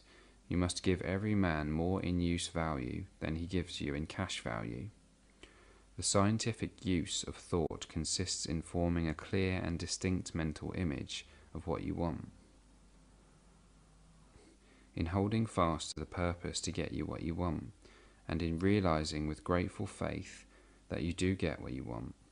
Do not try to project your thought in any mysterious or occult way, with the idea of having it go out and do things for you. That is wasted effort and will weaken your power to think with sanity. The action of thought in getting rich is fully explained in the preceding chapters. Your faith and purpose positively impress your vision upon formless substance, which has the same desire for more life that you have. And the vision received from you sets all the creative forces at work, in and through their regular channels of action, but directed toward you. It is not your part to guide or supervise the creative process. All you have to do with that is to retain your vision, stick to your purpose, and maintain your faith and gratitude. But you must act in a certain way, so that you can appropriate what is yours when it comes to you, so that you can meet the things you have in your picture and put them in their proper places as they arrive. You can really see the truth of this when things reach you. They will be in the hands of other men who will ask an equivalent for them, and you can only get what is yours by giving the other man what is his. Your pocketbook is not going to be transformed into a Fortunata's purse, which shall always be full of money without effort on your part. This is the crucial point in the science of getting rich, right here. where thought and personal action must be combined. There are very many people who consciously or unconsciously set the creative forces in action by the strength and persistence of their desires, but who remain poor because they do not provide for the reception of the thing they want when it comes. By thought, the thing they want is brought to you. By action, you receive it. Whatever your action is to be, it is evident that you must act now. You cannot act in the past, and it is essential to the clearness of your mental vision that you dismiss the past from your mind. You cannot act in the future, for the future is not here yet, and you cannot tell how you will want to act in any future contingency until that contingency has arrived. Because you are not in the right business or the right environment now, do not think that you must postpone action until you get into the right business or environment, and do not spend time in the present taking thought as to the best course in possible future emergencies. Have faith in your ability to meet any emergency when it arrives. If you act in the present with your mind on the future, your present action will be with a divided mind and will not be effective. Put your whole mind into present action. Do not give your creative impulse to original substance, and then sit down and wait for results. If you do, you will never get them. Act now. There is never any time but now, and there never will be any time but now. If you are ever to begin to make ready for the reception of what you want, you must begin now. And your action, whatever it is, must most likely be in your present business or employment, and must be upon the persons and things in your present environment. You cannot act where you are not. You cannot act where you have been, and you cannot act where you are going to be. You can act only where you are. Do not bother as to whether yesterday's work was well done or ill done. Do today's work well. Do not try to do tomorrow's work now. There will be plenty of time to do that when you get to it. Do not try by occult or mystic means to act on people or things that are out of your reach. Do not wait for a change of environment before you act. Get a change of environment by action. You can so act upon the environment in which you are now as to cause yourself to be transferred to a better environment. Hold with faith and purpose the vision of yourself in the better environment, but act upon your present environment with all your heart, and with all your strength, and with all your mind. Do not spend any time in daydreaming or castle building. Hold to the one vision of what you want and act now. Do not cast about seeking some new thing to do, or some strange, unusual, or remarkable action to perform as a first step toward getting rich. It is probable that your actions, at least for some time to come, will be those you have been performing for some time past. But you are to begin now to perform these actions in the certain way, which will surely make you rich. If you are engaged in some business and feel it is not the right one for you, do not wait until you get into the right business before you begin to act. Do not feel discouraged or sit down and lament because you are misplaced. No man was ever so misplaced but that he could not find the right place, and no man ever became so involved in the wrong business but that he could get into the right business. Hold the vision of yourself in the right business with the purpose to get into it, and the faith that you will get into it, and are getting into it, but act in your present business. Use your present business as the means of getting a better one, and use your present environment as the means of getting into a better one. Your vision of the right business, if held with faith and purpose, will cause the Supreme to move the right business toward you, and your action, if performed in a certain way, will cause you to move toward the business. If you are an employee or wage earner and feel that you must change planes in order to get what you want, do not project your thought into space and rely upon it to get you another job. It will probably fail to do so. Hold the vision of yourself in that job you want, while you act with faith and purpose on the job you have, and you will certainly get the job you want.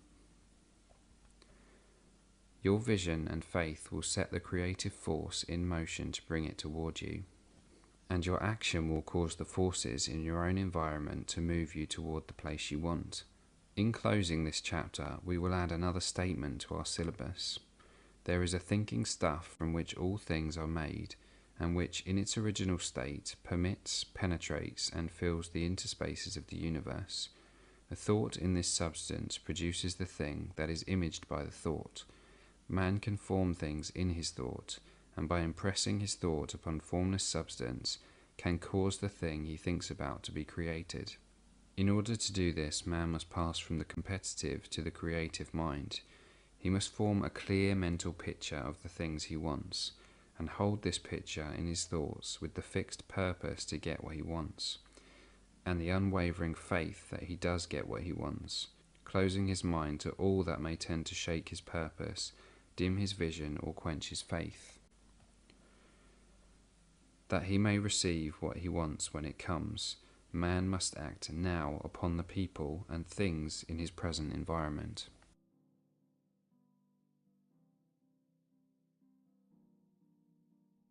You must use your thought as directed in previous chapters, and begin to do what you can do where you are, and you must do all that you can do where you are. You can advance only by being larger than your present place, and no man is larger than his present place who leaves undone any of the work pertaining to that place. The world is advanced only by those who more than fill their present places.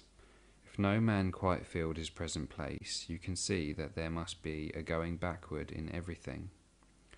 Those who do not quite fill their present places are dead weight upon society, government, commerce, and industry. They must be carried along by others at a great expense. The progress of the world is retarded only by those who do not fill the places they are holding. They belong to a former age and a lower stage or plane of life, and their tendency is toward degeneration. No society could advance if every man was smaller than his place. Social evolution is guided by the law of physical and mental evolution. In the animal world, evolution is caused by excess of life. When an organism has more life than can be expressed in the functions of its own plane, it develops the organs of a higher plane, and a new species is originated. There never would have been new species had there not been organisms which more than filled their places. The law is exactly the same for you. Your getting rich depends on your applying this principle to your own affairs. Every day is either a successful day or a day of failure, and it is the successful days which get you what you want. If every day is a failure, you can never get rich, while if every day is a success, you cannot fail to get rich. If there is something that may be done today, and you do not do it, you have failed in so far as that thing is concerned, and the consequences may be more disastrous than you imagine. You cannot foresee the results of even the most trivial act. You do not know the workings of all the forces that have been set moving in your behalf. Much may be depending on your doing some simple act. It may be the very thing which is to open the door of opportunity to very great possibilities. You can never know all the combinations which supreme intelligence is making for you in the world of things and of human affairs. Your neglect or failure to do some small thing may cause a long delay in getting what you want. Do every day all that can be done that day. There is, however, a limitation or qualification of the above that you must take into account. You are not to overwork, nor to rush blindly into your business in the effort to do the greatest possible number of things in the shortest possible time. You are not to try to do tomorrow's work today, nor to do a week's work in a day. It is really not the number of things you do, but the efficiency of each separate action that counts. Every act is in itself either a success or a failure. Every act is in itself either effective or inefficient. Every inefficient act is a failure, and if you spend your life in doing inefficient acts, your whole life will be a failure. The more things you do, the worse for you, if all your acts are inefficient ones. On the other hand, every efficient act is a success in itself, and if every act of your life is an efficient one, your whole life must be a success. The cause of failure is doing too many things in an inefficient manner, and not doing enough things in an efficient manner. You will see that it is a self-evident proposition that if you do not do any inefficient acts, and if you do a sufficient number of efficient acts, you will become rich. If now it is possible for you to make each act an efficient one, you see again that the getting of riches is reduced to an exact science, like mathematics. The matter turns then on the question whether you can make each separate act a success in itself. And this you can certainly do. You can make each act a success because all power is working with you, and all power cannot fail. Power is at your service, and to make each act efficient, you have only to put power into it. Every action is either strong or weak, and when every one is strong, you are acting in a certain way, which will make you rich. Every act can be made strong and efficient by holding your vision while you are doing it, and putting the whole power of your faith and purpose into it. It is at this point that the people fail who separate their mental power from personal action.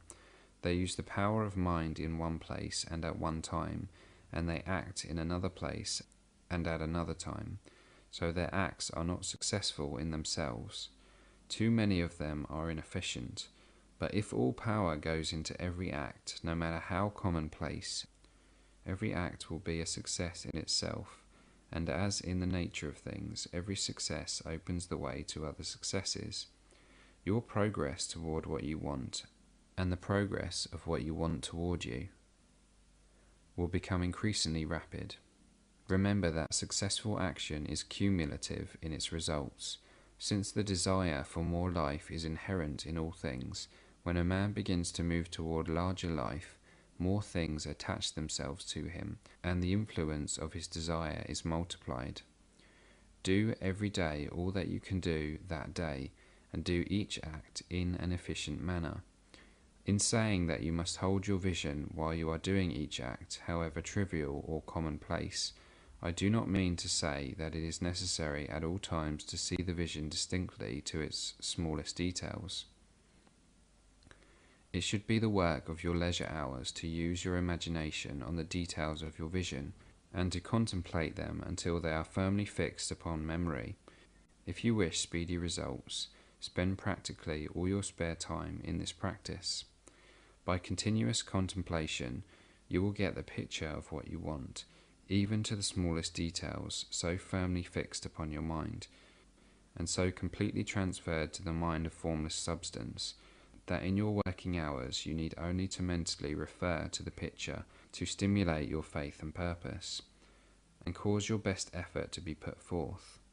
Contemplate your picture in your leisure hours until your consciousness is so full of it that you can grasp it instantly. You will become so enthused with its bright promises that the mere thought of it will call forth the strongest energies of your whole being. Let us again repeat our syllabus, and by slightly changing the closing statements, bring it to the point that we have now reached. There is a thinking stuff from which all things are made, and which in its original state permits, penetrates, and fills the interspaces of the universe. A thought in this substance produces the thing that is imaged by the thought. Man can form things in his thought, and by impressing his thought upon formless substance, can cause the thing he thinks about to be created. In order to do this, man must pass from the competitive to the creative mind.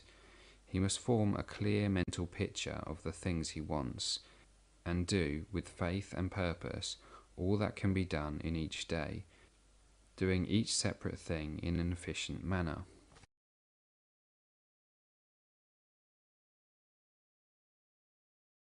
Success in any particular business depends for one thing upon your possessing in a well-developed state the faculties required in that business. Without good musical faculty, no one can succeed as a teacher of music. Without well-developed mechanical faculties, no one can achieve great success in any of the mechanical trades. Without tact and the commercial faculties, no one can succeed in mercantile pursuits. But to possess in a well-developed state the faculties required in your particular vocation does not ensure getting rich. There are musicians who have remarkable talent, and who yet remain poor, There are blacksmiths, carpenters, and so on who have excellent mechanical ability, but who do not get rich, and there are merchants with good faculties for dealing with men who nevertheless fail. The different faculties are tools. It is essential to have good tools, but it is also essential that the tools should be used in the right way. One man can take a sharp saw, a square, a good plane, and so on, and build a handsome article of furniture. Another man can take the same tools and set to work to duplicate the article, but his production will be a botch. He does not know how to use the good tools in a successful way. The various faculties of your mind are the tools with which you must do the work, which is to make you rich. It will be easier for you to succeed if you get into a business for which you are well equipped with mental tools. Generally speaking, you will do best in that business which will use your strongest faculties, the one for which you are naturally best fitted. But there are limitations to this statement also. No man should regard his vocation as being irrevocably fixed by the tendencies with which he was born. You can get rich in any business, for if you have not the right talent, for you can develop that talent, it merely means that you will have to make your tools as you go along, instead of confining yourself to the use of those with which you are born. It will be easier for you to succeed in a vocation for which you already have the talents in a well-developed state. But you can succeed in any vocation, for you can develop any rudimentary talent, and there is no talent of which you have not at least the rudiment. You will get rich most easily in point of effort if you do that for which you are best fitted, but you will get rich most satisfactorily if you do that which you want to do. Doing what you want to do is life, and there is no real satisfaction in living if we are compelled to be forever doing something which we do not like to do, and can never do what we want to do. And it is certain that you can do what you want to do. The desire to do is proof that you have within you the power which can do it. Desire is a manifestation of power. The desire to play music is the power which can play music seeking expression and development. The desire to invent mechanical devices is the mechanical talent seeking expression and development. Where there is no power, either developed or undeveloped, to do a thing, there is never any desire to do that thing, and where there is a strong desire to do a thing, it is certain proof that the power to do it is strong, and only requires to be developed and applied in the right way. All things else being equal, it is best to select the business for which you have the best developed talent. But if you have a strong desire to engage in any particular line of work, you should select that work as the ultimate end at which you aim. You can do what you want to do, and it is your right and privilege to follow the business or avocation which will be most congenial and pleasant. You are not obliged to do what you do not like to do, and should not do it except as a means to bring you to the doing of the thing you want to do. If there are past mistakes whose consequences have placed you in an undesirable business and environment, you may be obliged for some time to do what you do not like to do, but you can make the doing of it pleasant by knowing that it is making it possible for you to come to the doing of what you want to do. If you feel that you are not in the right vocation, do not act too hastily in trying to get into another one. The best way generally to change business or environment is by growth. Do not be afraid to make a sudden and radical change if the opportunity is presented, and you feel after careful consideration that it is the right opportunity, but never take sudden or radical action when you are in doubt as to the wisdom of doing so. There is never any hurry on the creative plane, and there is no lack of opportunity. When you get out of the competitive mind, you will understand that you never need to act hastily. No one else is going to beat you to the thing you want to do. There is enough for all. If one space is taken, another and a better one will be opened for you a little farther on. There is plenty of time. When you are in doubt, wait. Fall back on the contemplation of your vision and increase your faith and purpose, and by all means, in times of doubt and indecision, cultivate gratitude. A day or two spent in contemplating the vision of what you want, and in earnest thanksgiving that you are getting it, will bring your mind into such close relationship with the Supreme that you will make no mistake when you do act. There is a mind which knows all there is to know, and you can come into close unity with this mind by faith and the purpose to advance in life. If you have deep gratitude, mistakes come from acting hastily or from acting in fear or doubt, or in forgetfulness of the right motive, which is more life to all and less to none. As you go in the certain way, opportunities will come to you in increasing number, and you will need to be very steady in your faith and purpose, and to keep in close touch with the All-Mind by reverent gratitude. Do all that you can do in a perfect manner every day, but do it without haste, worry or fear. Go as fast as you can, but never hurry. Remember that in the moment you begin to hurry, you cease to be creator and become a competitor. You drop back upon the old plane again. Whenever you find yourself hurrying, call a halt, fix your attention on the mental image of the thing you want, and begin to give thanks that you are getting it. The exercise of gratitude will never fail to strengthen your faith and renew your purpose.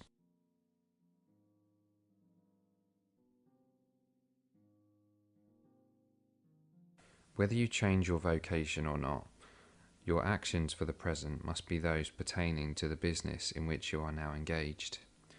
You can get into the business you want by making constructive use of the business you are already established in, by doing your daily work in a certain way, and insofar as your business consists in dealing with other men.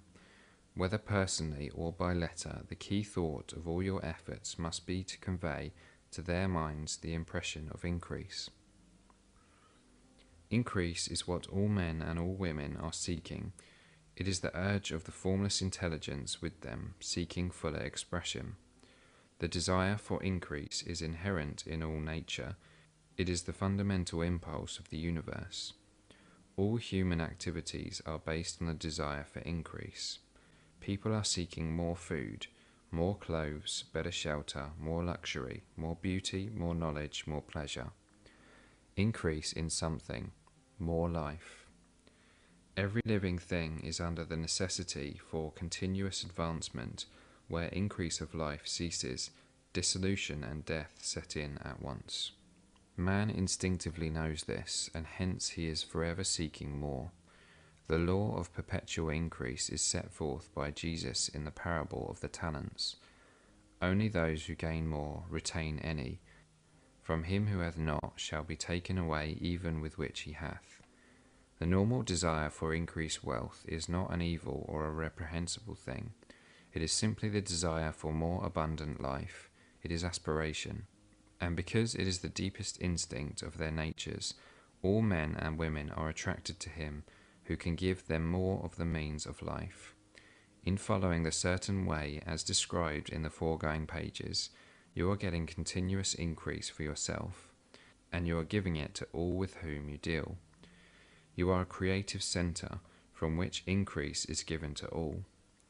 Be sure of this and convey assurance of the fact to every man, woman and child with whom you come into contact, no matter how small the transaction, even if it be only the selling of a stick of candy to a little child. Put into it the same thought of increase and make sure that the customer is impressed with the thought. Convey the impression of advancement with everything you do, so that all people shall receive the impression that you are an advancing man, and that you advance all who deal with you, even to the people whom you meet in a social way, without any thought of business, and to whom you do not try to sell anything, give the thought of increase. You can convey this impression by holding the unshakable faith that you yourself are in the way of increase, and by letting this faith inspire, fill and permit every action. Do everything that you do in the firm conviction that you are an advancing personality, and that you are giving advancement to everybody. Feel that you are getting rich, and that in so doing you are making others rich and conferring benefits on all. Do not boast or brag of your success, or talk about it unnecessarily. True faith is never boastful. Wherever you find a boastful person, you find one who is secretly doubtful and afraid. Simply feel the faith and let it work out in every transaction. Let every act and tone and look express the quiet assurance that you are getting rich, that you are already rich.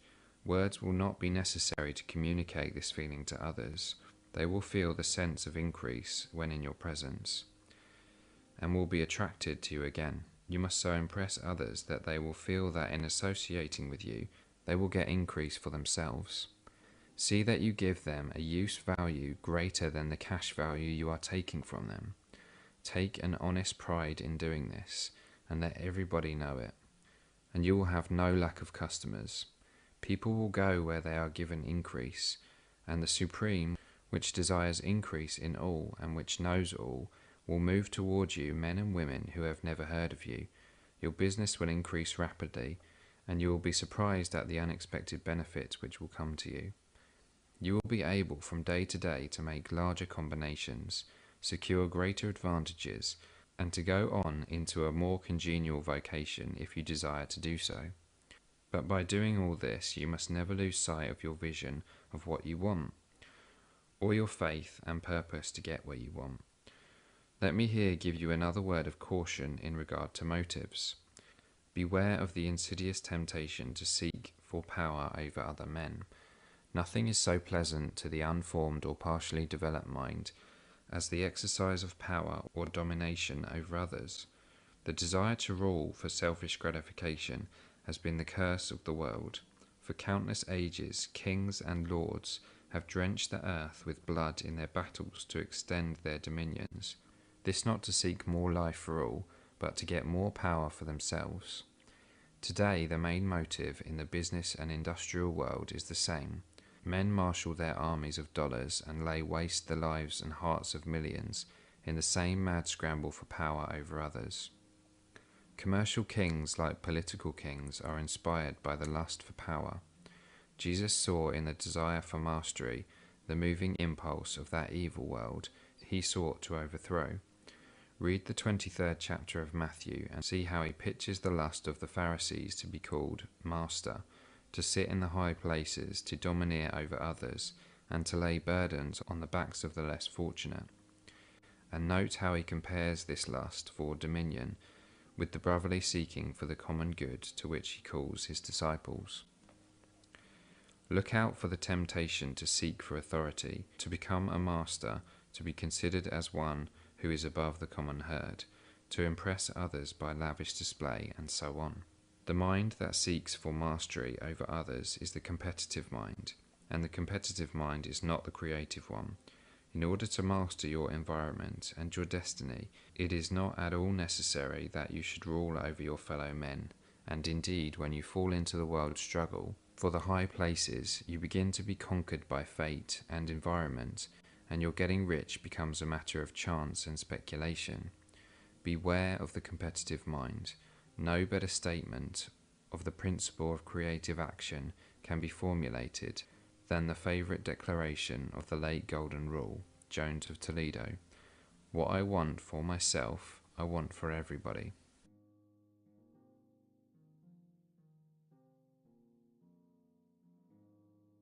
What I have said in the last chapter applies as well to the professional man and the wage earner as to the man who is engaged in mercantile business.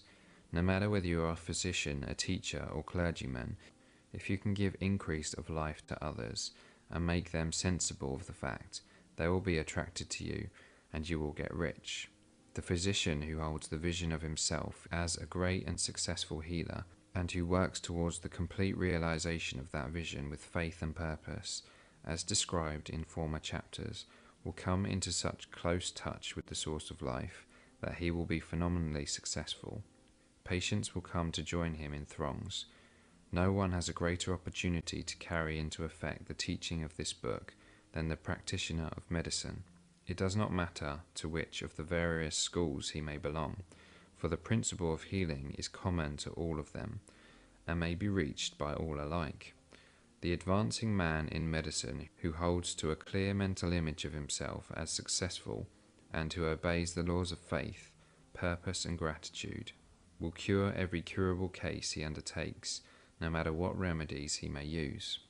In the field of religion, the world cries out for the clergyman who can teach his hearers the true science of abundant life, together with the allied sciences of being well, of being great, and of winning love, and who teaches those details from the pulpit will never lack for a congregation.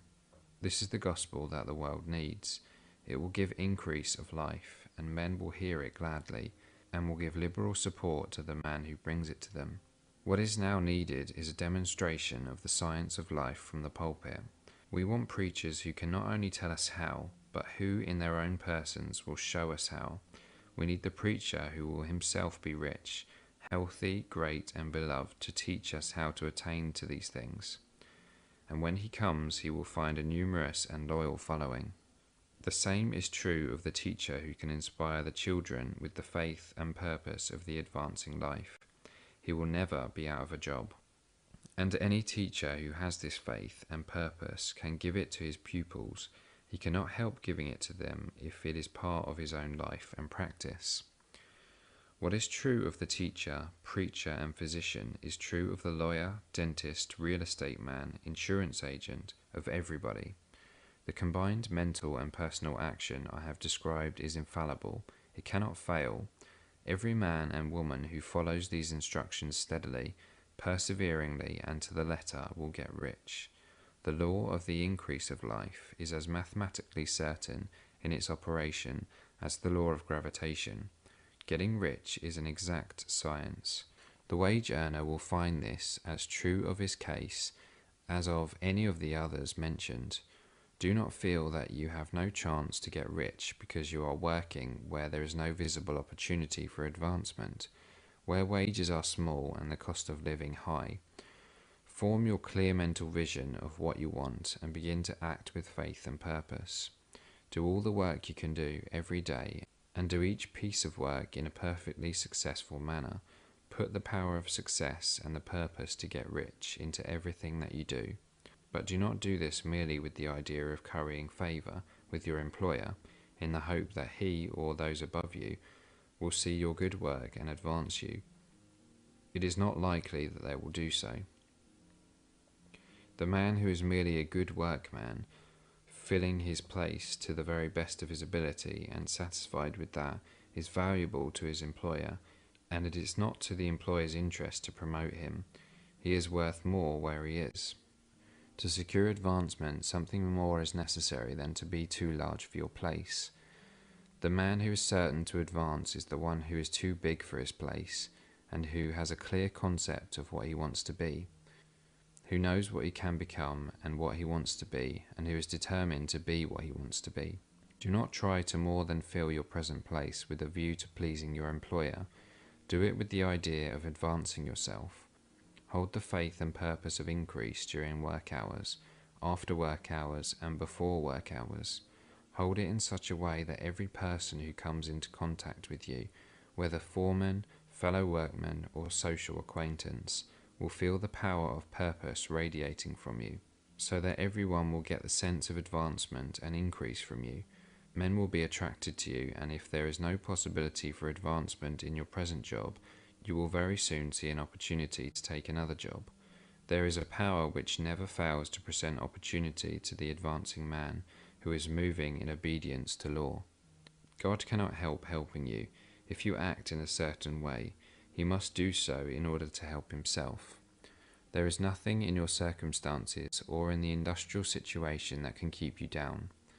If you cannot get rich working for the Steel Trust, you can get rich on a 10-acre farm, and if you begin to move in a certain way, you will certainly escape from the clutches of the Steel Trust and get onto the farm or wherever else you wish to be.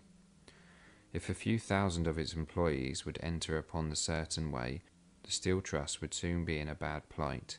It would have to give its working men more opportunity or go out of business. Nobody has to work for a trust.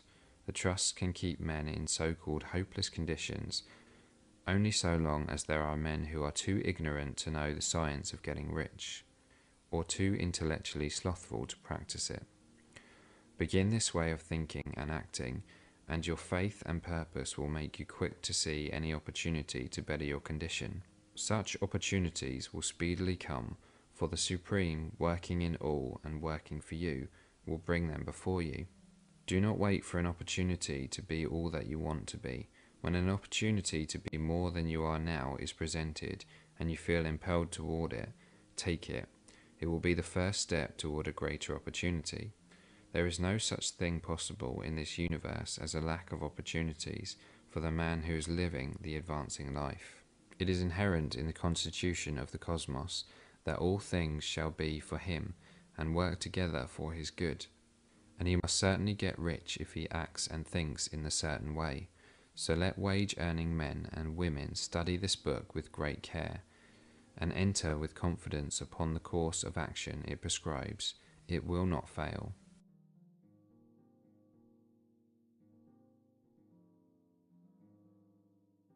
Many people will scoff at the idea that there is an exact science of getting rich, holding the impression that the supply of wealth is limited.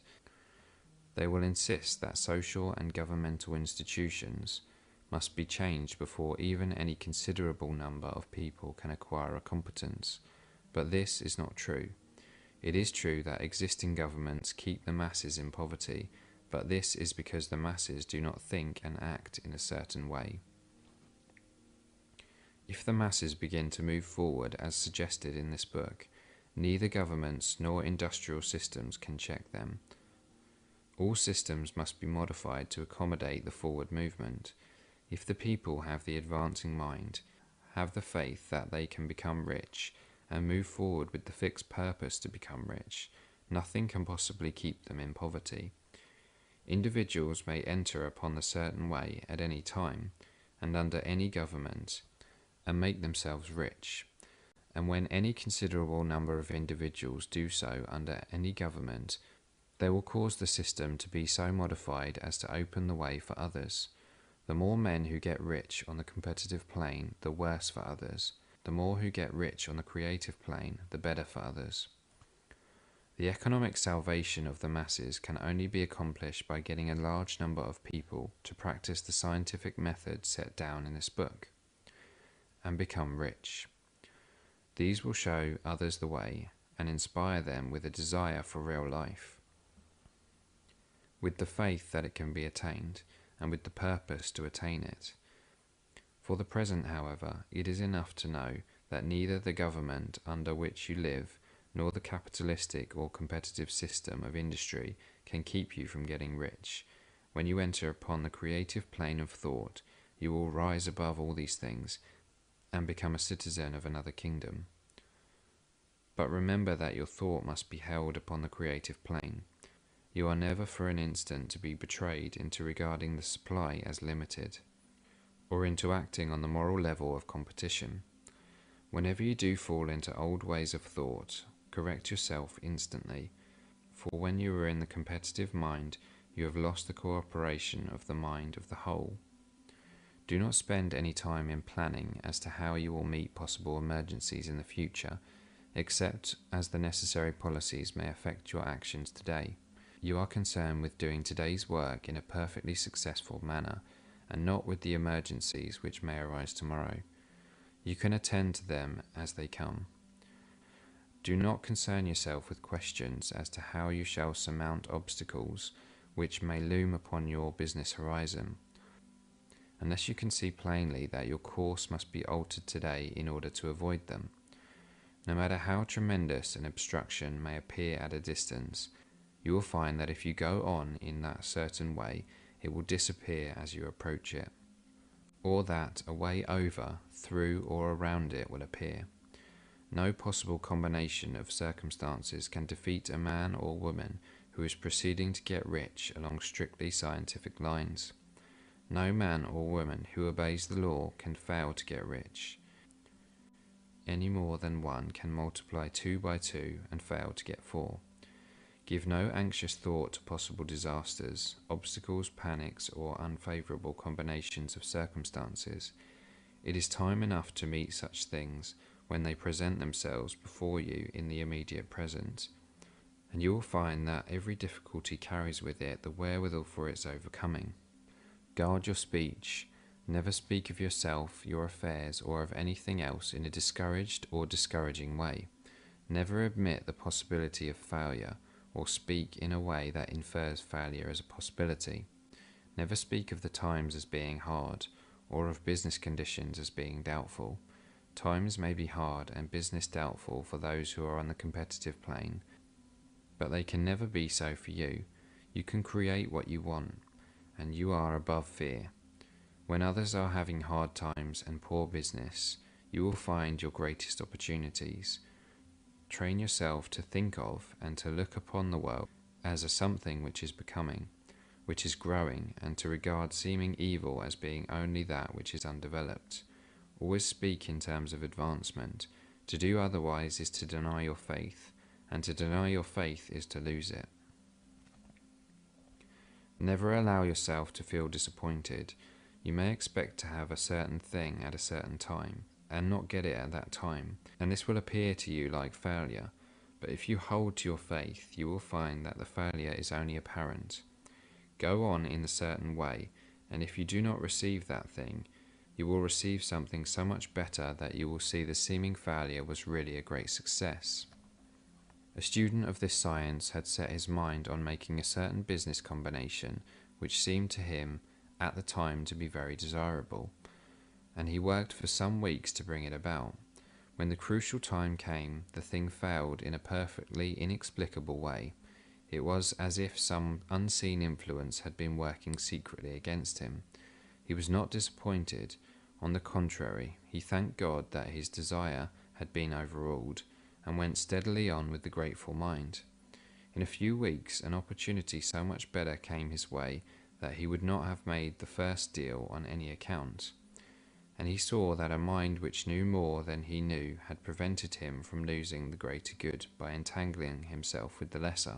That is the way every seeming failure will work out for you if you keep your faith, hold to your purpose, have gratitude, and do every day all that can be done that day, doing each separate act in a successful manner. When you make a failure, it is because you have not asked for enough. Keep on, and a larger thing than you are seeking will certainly come to you. Remember this: you will not fail because you lack the necessary talent to do what you wish to do. If you go on as I have directed, you will develop all the talent that is necessary to the doing of your work. It is not within the scope of this book to deal with the science of cultivating talent, but it is as certain and simple as the process of getting rich. However, do not hesitate or waver for fear that when you come to any certain place you will fail for lack of ability. Keep right on, and when you come to that place, the ability will be furnished to you. The same source of ability which enabled the untaught Lincoln to do the greatest work in government ever accomplished by a single man is open to you. You may draw upon all the mind there is for wisdom to use in meeting the responsibilities which are laid upon you. Go on in full faith. Study this book, make it your constant companion until you have mastered all the ideas contained in it. While you are getting firmly established in this faith, you will do well to give up most recreations and pleasure, and to stay away from places where ideas conflicting with these are advanced in lectures or sermons. Do not read pessimistic or conflicting literature, or get into arguments upon the matter. Do very little reading outside of the writers mentioned in the preface. Spend most of your leisure time in contemplating your vision, and in cultivating gratitude, and in listening to this DVD. It contains all you need to know of the science of getting rich, and you will find all the essentials summed up in the following chapter.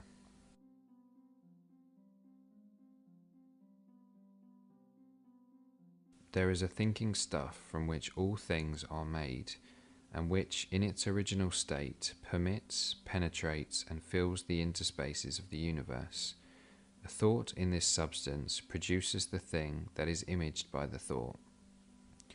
Man can form things in his thought, and by impressing his thought upon formless substance, can cause the thing he thinks about to be created. In order to do this, man must pass from the competitive to the creative mind. Otherwise he cannot be in harmony with the formless intelligence, which is always creative and never competitive in spirit. Man may come into full harmony with the formless substance by entering a lively and sincere gratitude for the blessing it bestows upon him. Gratitude unifies the mind of man with the intelligence of substance, so that man's thoughts are received by the formless. Man can remain upon the creative plane only by uniting himself with the formless intelligence through a deep and continuous feeling of gratitude. Man must form a clear and definite mental image of the things he wishes to have, to do, or to become, and he must hold this mental image in his thoughts, while being deeply grateful to the Supreme that all his desires are granted to him.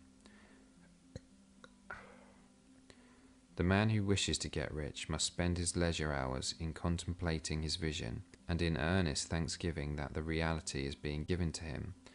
Too much stress cannot be laid on the importance of frequent contemplation of the mental image, coupled with unwavering faith and devout gratitude. This is the process by which the impression is given to the formless and the creative forces set in motion. The creative energy works through the established channels of natural growth and of the industrial and social order. All that is included in his mental image will surely be brought to the man who follows the instructions given above, and whose faith does not waver.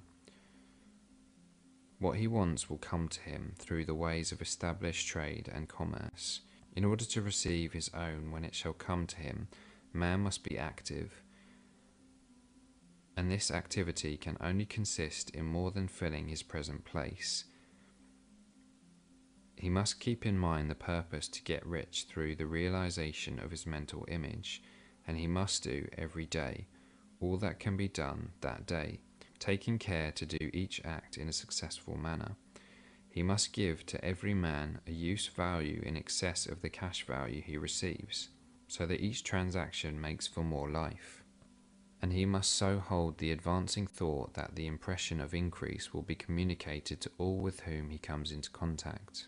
The men and women who practice the foregoing instructions will certainly get rich, and the riches they receive will be in exact proportion to the definiteness of their vision, the fixity of their purpose, the steadiness of their faith, and the depth of their gratitude.